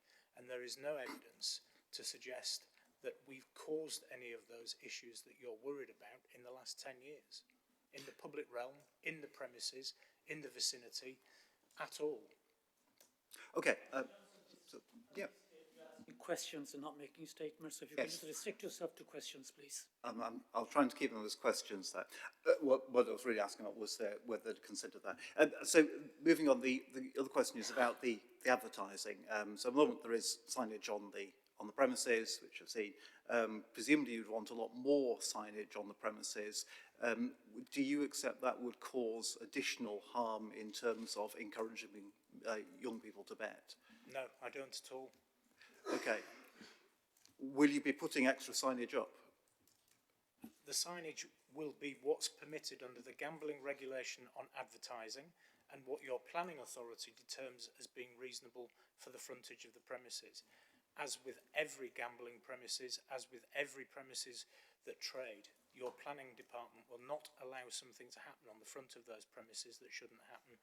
With gambling premises, the additional handbrake is that you've got to comply with the regulations on advertising. So I don't accept your submissions at all. Okay, I can accept that those provide a ceiling for how much advertising you can put up, but you don't have to put, do you have to put any extra signage up at all, or could you leave it exactly as it is? I think I've dealt with the point. We will do what we're allowed to do in Gambling Act terms and in planning terms.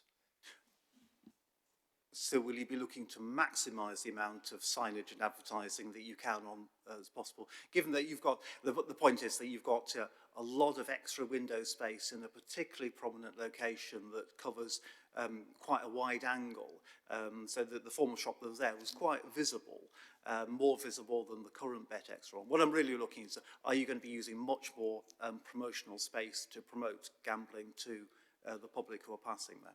I think I've dealt with the issues. We're going to do what we're allowed to do. And your planning department did not put any conditions in relation to how we would have our frontage. And in relation to the Gambling Act regulations, again, we will comply. We will not do anything that isn't permitted. Right, okay. So I understand to be that you want to maximise that. I mean, would you be prepared to accept a condition that, that there's no signage on the premises at all, and that effectively they're blacked out because of the... Sorry? No. No. I think that's my point made. Okay. The other question I want to ask you, I mean, I noticed that you indicated in general terms that you disagreed with the statement of Mr. Ritchie, and I referred to it earlier on because I thought it was really powerful as just a description of what actually happened when he went in there unannounced, effectively a mystery shopper. So if you can just have a look at that. So you'll find it in the papers under Mr. Ritchie's evidence. And unfortunately, I don't have a page number, so I'll have to leave everyone to find it. So, but what he said is, he's visited the existing facility on a number of occasions. Well, I was going to ask you, did you accept that? So do you accept that he twice? I'm not taking issue with what he said. Okay. I'm saying that I visited the premises on a number of occasions and I found it different to what he found. It's up to the committee to determine what weight they will give to anybody's submissions. Yeah, thank you. That answers my next question about the difference there. So, presumably when you attended, your client would know that you were attending, would make sure that everything was shipshape and things were operating properly. And when Mr. Ritchie attended... I've attended 4 times when nobody knew I was coming. I've attended once with my client. Well, they may have recognised you. I'm just pointing out that your account of attending seems to be very different from Mr. Ritchie's. And can you explain that? I think that's more a matter for the Right, committee right, in we'll their pass then, deliberations. yeah, sure. Okay. No, that's fine. I think if that's on the on the radar. That's important. I think in that case, I'm actually okay.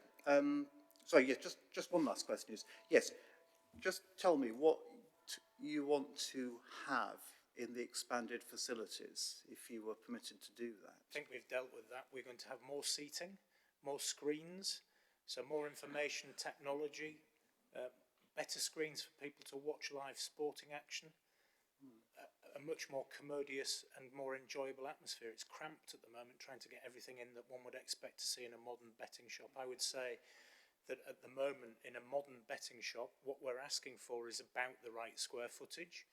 What we've currently got is significantly below what one would expect to see to provide a quality environment. And that's what my client wants to do. He wants to invest in the infrastructure to provide better facilities for his customer base. Okay, thanks. And you said that there won't be any more fixed odds betting terminals because there can't be as a legal requirement.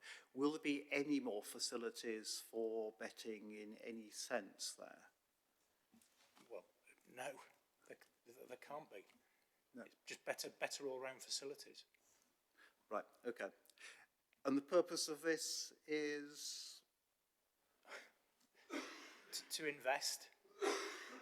If you don't try to move forward, try to stand still, you go backwards. He wants to have a better shop.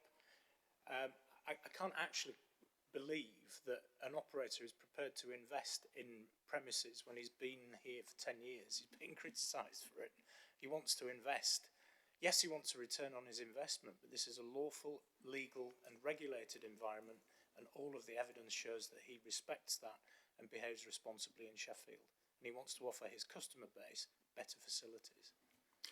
So is it something along the lines of like Virgin Money Lounge? I don't know what that is, I'm sorry. Oh, sorry, yeah, okay. So Virgin Money Lounge, so it's a new approach to banking. There's one just at the top of Fargate. This isn't a new approach to betting. It's just, it's just better facilities. Okay.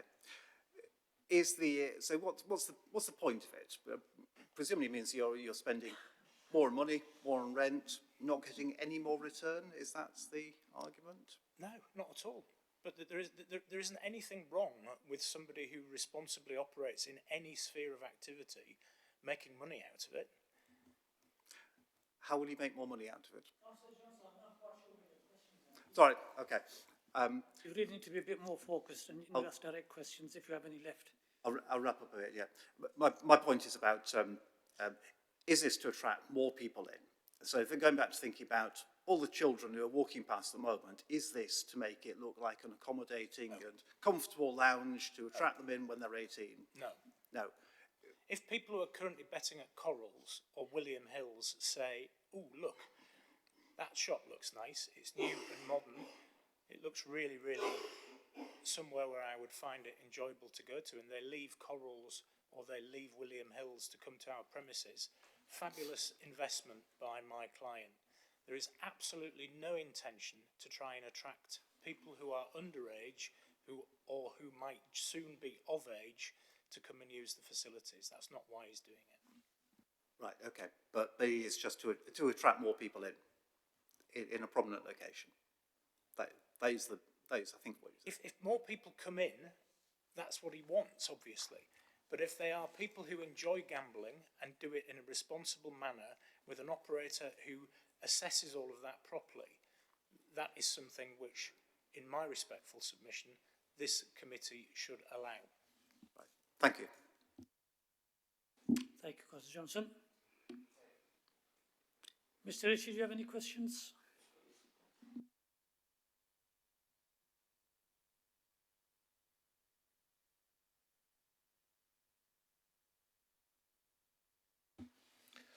I guess I'd like to explore again the issue of vulnerability, and I wondered how many customer interactions you have weekly, monthly with customers from that point of view.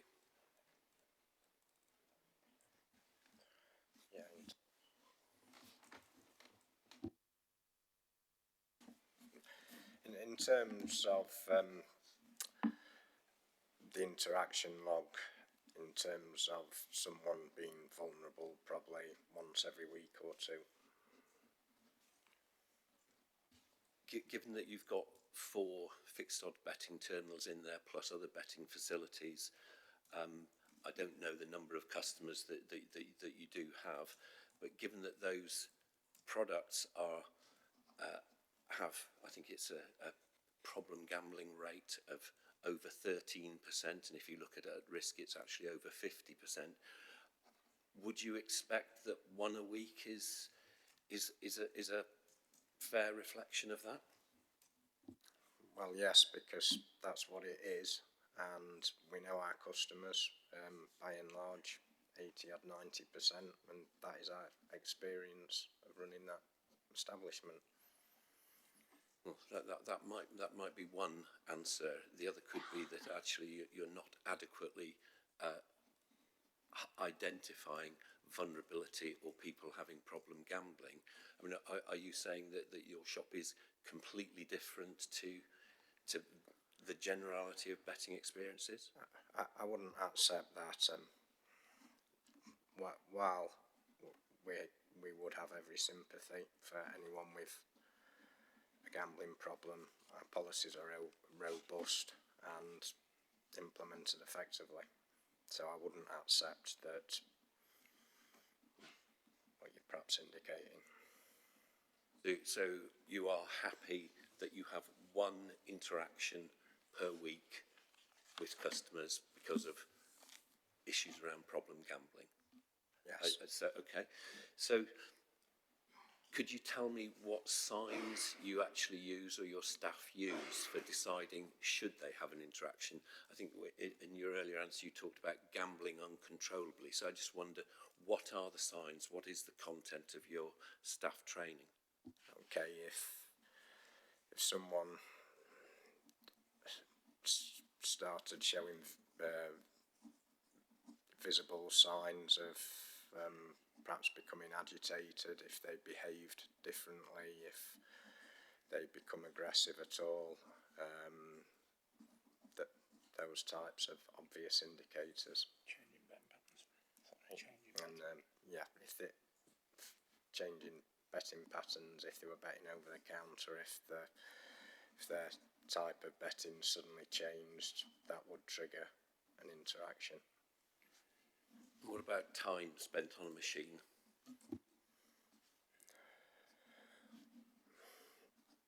Yes, a lot of that would overlap with if they were becoming subdued or something like that.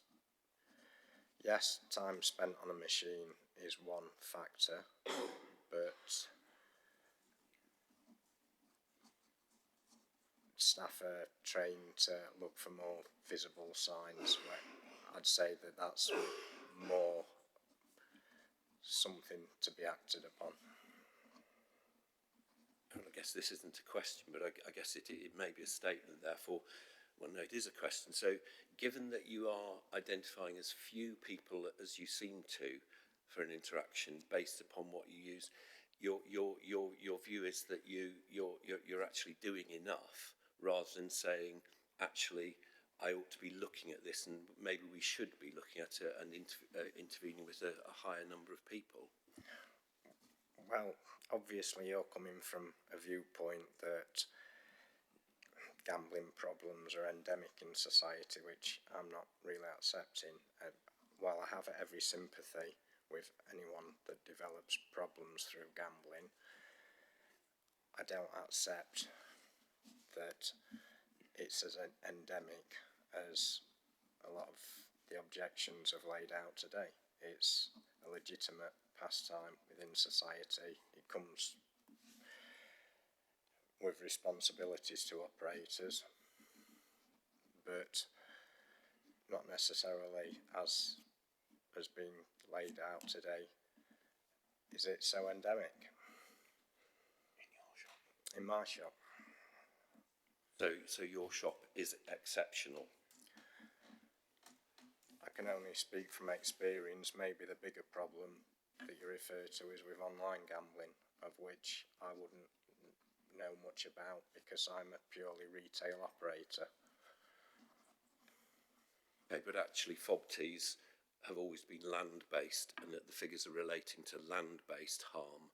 And you're saying that the fob teas in your shops are played by different people, or there's some other reason why that doesn't happen in your shop. I mean, when you say it's an endemic across society or across, you know, we surely are dealing with a level of saying there is harm caused by these. I don't think that there's been any pushback from the industry substantially, has there, to actually say that these harms don't happen. It's a question of whether you're identifying them. I think the issue in relation to fixed odds betting terminals is one that's already been ventilated, in that the government accepted that they were an at-risk category and reduced their stakes and prizes down to a level which they believe is something that a responsible operator can monitor. And my client is saying that with those reduced stakes and prizes and monitoring his regular customer base, it may well be that it's your view that across the country there is a 13% problem in relation to those machines. My client is saying to you, in his shop, he doesn't see that. And if he does see somebody, as he's quite clearly said to the licensing subcommittee, who is playing for too long or is becoming agitated or violent, then there would be an interaction with that person. I think he did not say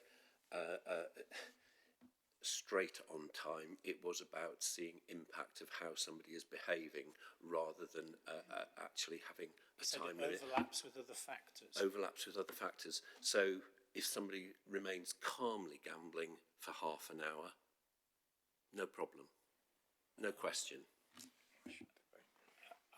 I have to put my hand up and say I'm not a gambler, but I can gamble calmly for half an hour. I don't believe I've got a problem. So I think we're assessing the fact that dealing with vulnerable people is a significant problem. Even the Gambling Commission, in their guidance, which has most recently been updated in February of this year, highlight that it's a significant issue. What they also highlight is it's much harder online, because you cannot do what you can do in a betting shop online. And what you can do with a betting shop, and what my client is saying to the committee, is I interact, my staff are all regulars, most of my customers are regulars, and we interact all of the time to make sure that those issues don't arise in my shop. And with the greatest of respect to us having a debate about this, there isn't any evidence before this committee that there are issues created in his shop. And that's the issue for today's decision. Absolutely, and I accept that. Interesting to hear that you're arguing exactly the opposite of what the online gambling industry says, in terms that they can monitor play shot by shot by shot, rather than what it feels like a slightly random process. I think I have made my point. Is that I have major questions about the procedures within the shop to actually spot problem gambling and intervene in an appropriate way. But that didn't cause you to review his current premises licence? Sorry? That didn't cause you to bring about a review of his current premises licence. What I can't understand by the opposition to this application today is, if the application is refused, his regular customer doesn't get a better environment, and conditions aren't attached to the premises licence. So in all respects, this has to be beneficial. I think that's with respect, I think it's a slightly different issue, that we're not here reviewing whether a licence should be revoked, are we? So I had no purpose to come forward to say we need to revoke a licence here. Could I ask what sort of interventions you actually undertake? For instance, have you ever encouraged a customer to self-exclude or assisted a customer to self-exclude? Yes, regularly, if they're showing the indicators that I speak of, if it makes them angry or subdued or something like that, we absolutely encourage them to exclude. We won't want them in. It won't be in our interest. we want an environment where people are all happy and spending their leisure pound in a happy way. So, when I said self-exclude, I don't mean to leave the shop at that point, but to actually self-exclude in the longer term. Yes, and that's what I meant, to self-exclude in the longer term, yes. Do you know how many customers you think you've done that over the past year? Off the top of my head, probably about once a month. So, out of your once a week customer interactions, you're excluding 1 in 4 of them. Yeah. Promoting self-exclusion. Yes. Gosh. So are you wanting us to exclude everyone we have an interaction with? No, I'm actually surprised that you have that many, that proportion of your customers you self-exclude. So we don't self-exclude them, but they have to take the decision to self-exclude. We can advise them to. I think that's a very, very, very interesting that as to what there is. Anyway, sorry. We talked about spotting vulnerability, and we talked about kind of the age side of things. Not suggesting at all that you allow underage gambling, and I'm sure you'll have good procedures in place there. But do you do anything different for young gamblers, so the 18 to 25-year-olds? Are they treated, look for different signs, or any element of treating them differently? They're old enough to come in when they're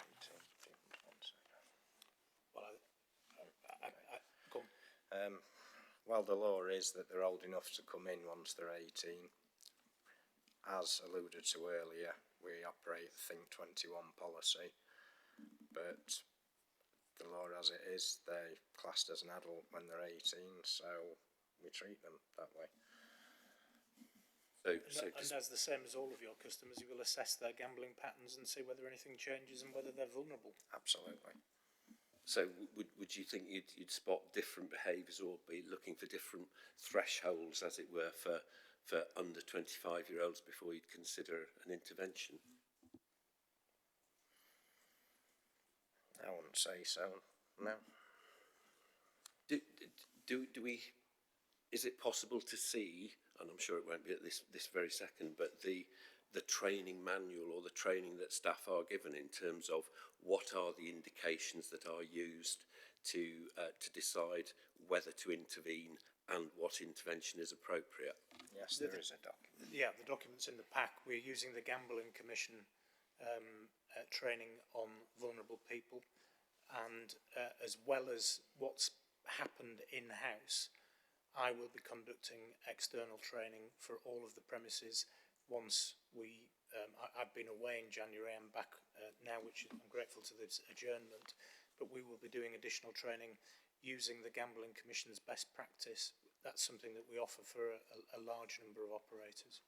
The information you've provided, I mean, I think we'd agree is fairly high level. It's not sort of, I wouldn't regard it as a training pack that you would take a member of staff through to think about the examples. No, that's down for me to distill that into understandable So practices. does that exist at the moment? We have finalised the package that I will be delivering.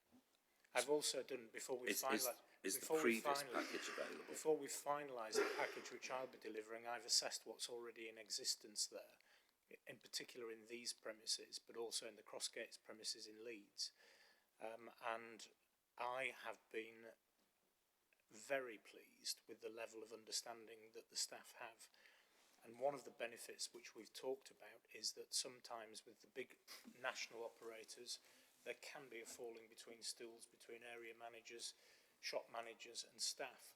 That doesn't happen in this organisation, and I would like to suggest that the applicant has been very fair and forthright with the way that he's dealt with all of these questions. And I'm saying to the licensing subcommittee, we're building on a very good platform, which is probably why over the last 10 years we've got a clean bill of health in this location.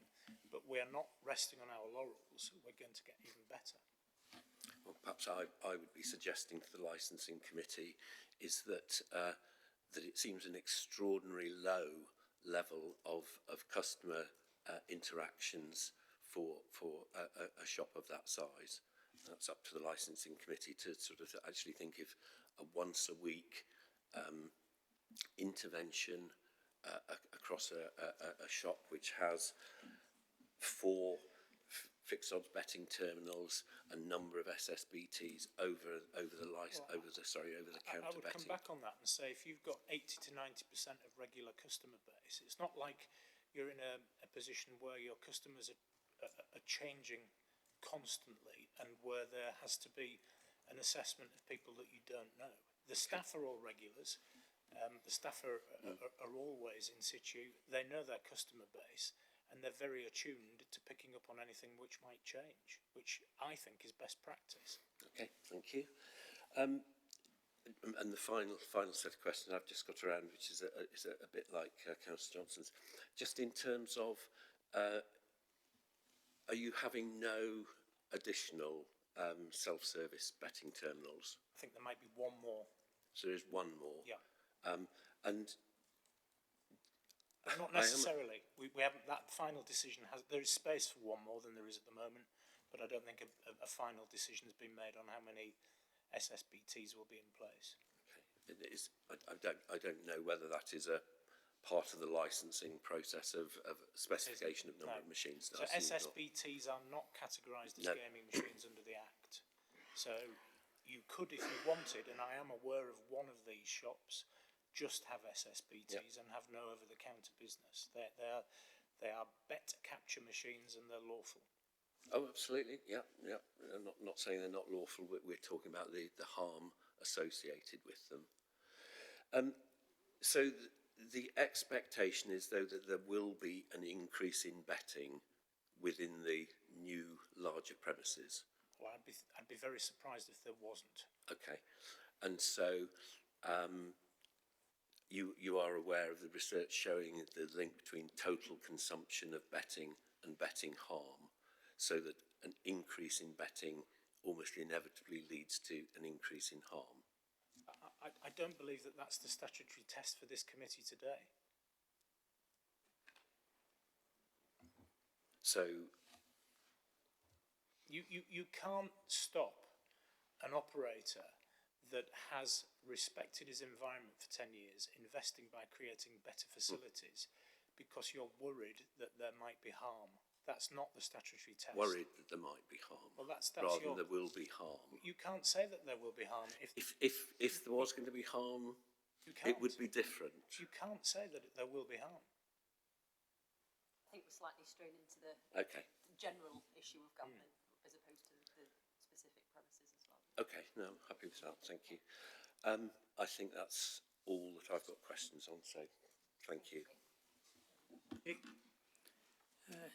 Residents Association.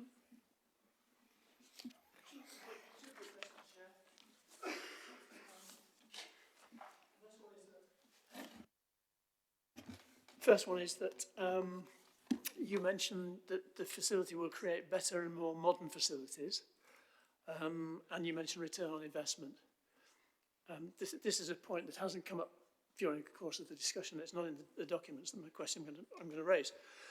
So you must have a measure of how that justifies the substantial investment.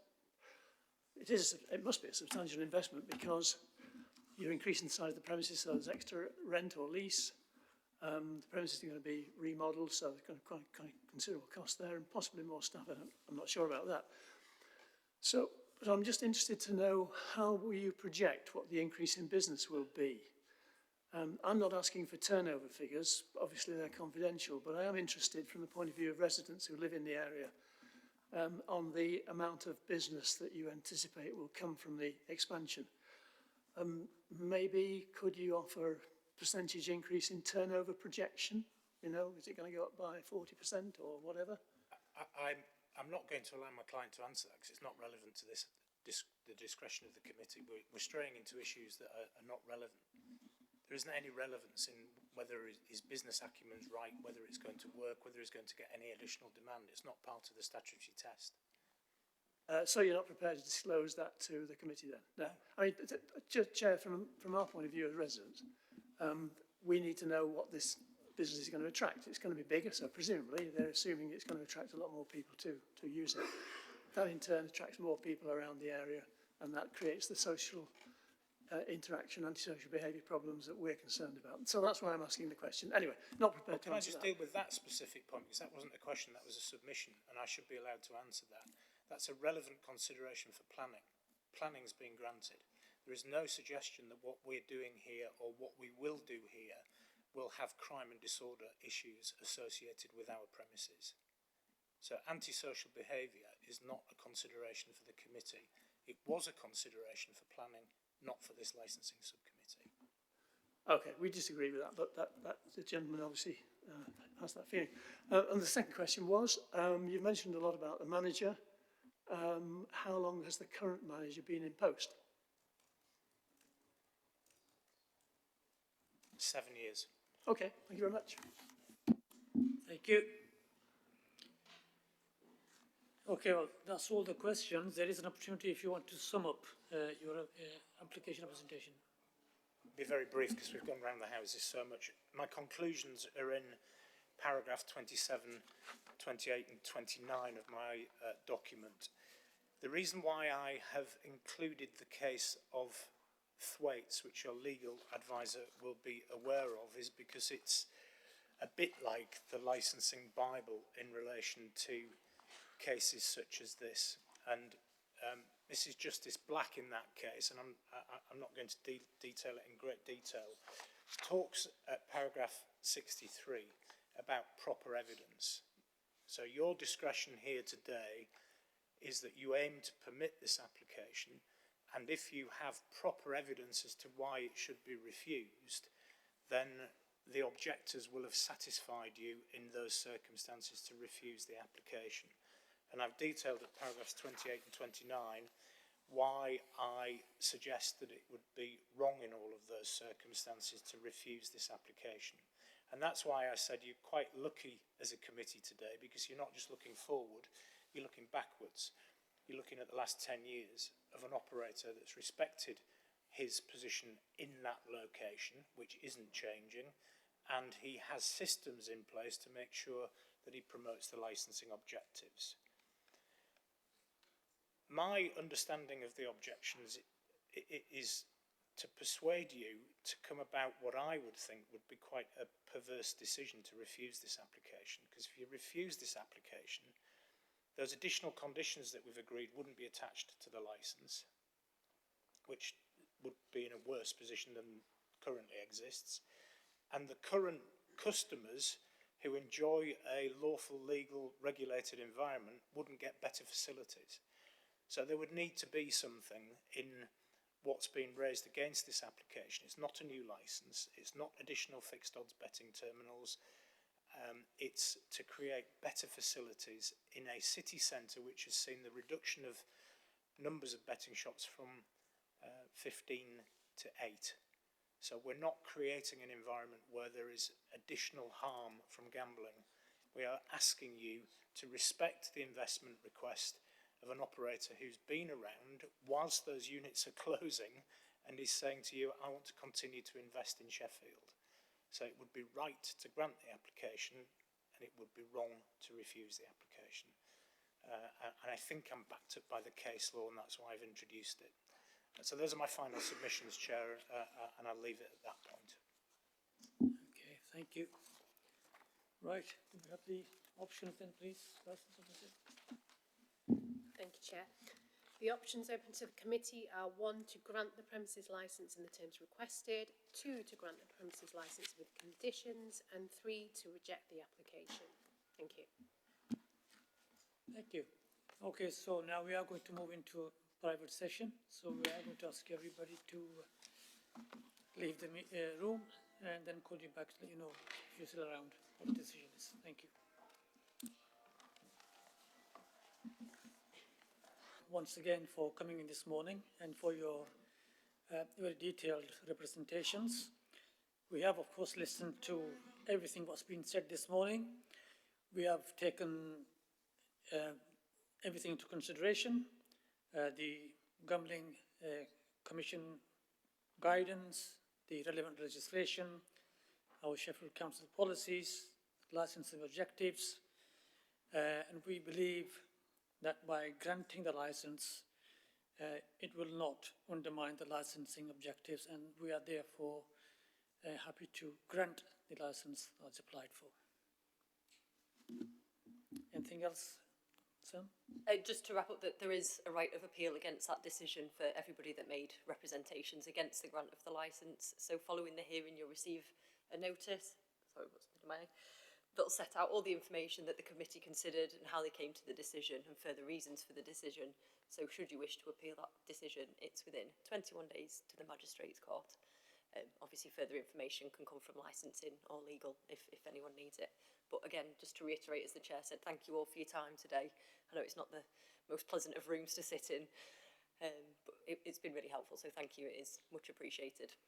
Thank you. Can I just wrap up by saying that the offer to work with any of the parties that have objected today is a genuine offer. So if any of the parties who have objected would find it beneficial to have a meeting with the applicant or to talk to him, he's more than happy to have that relationship moving forward.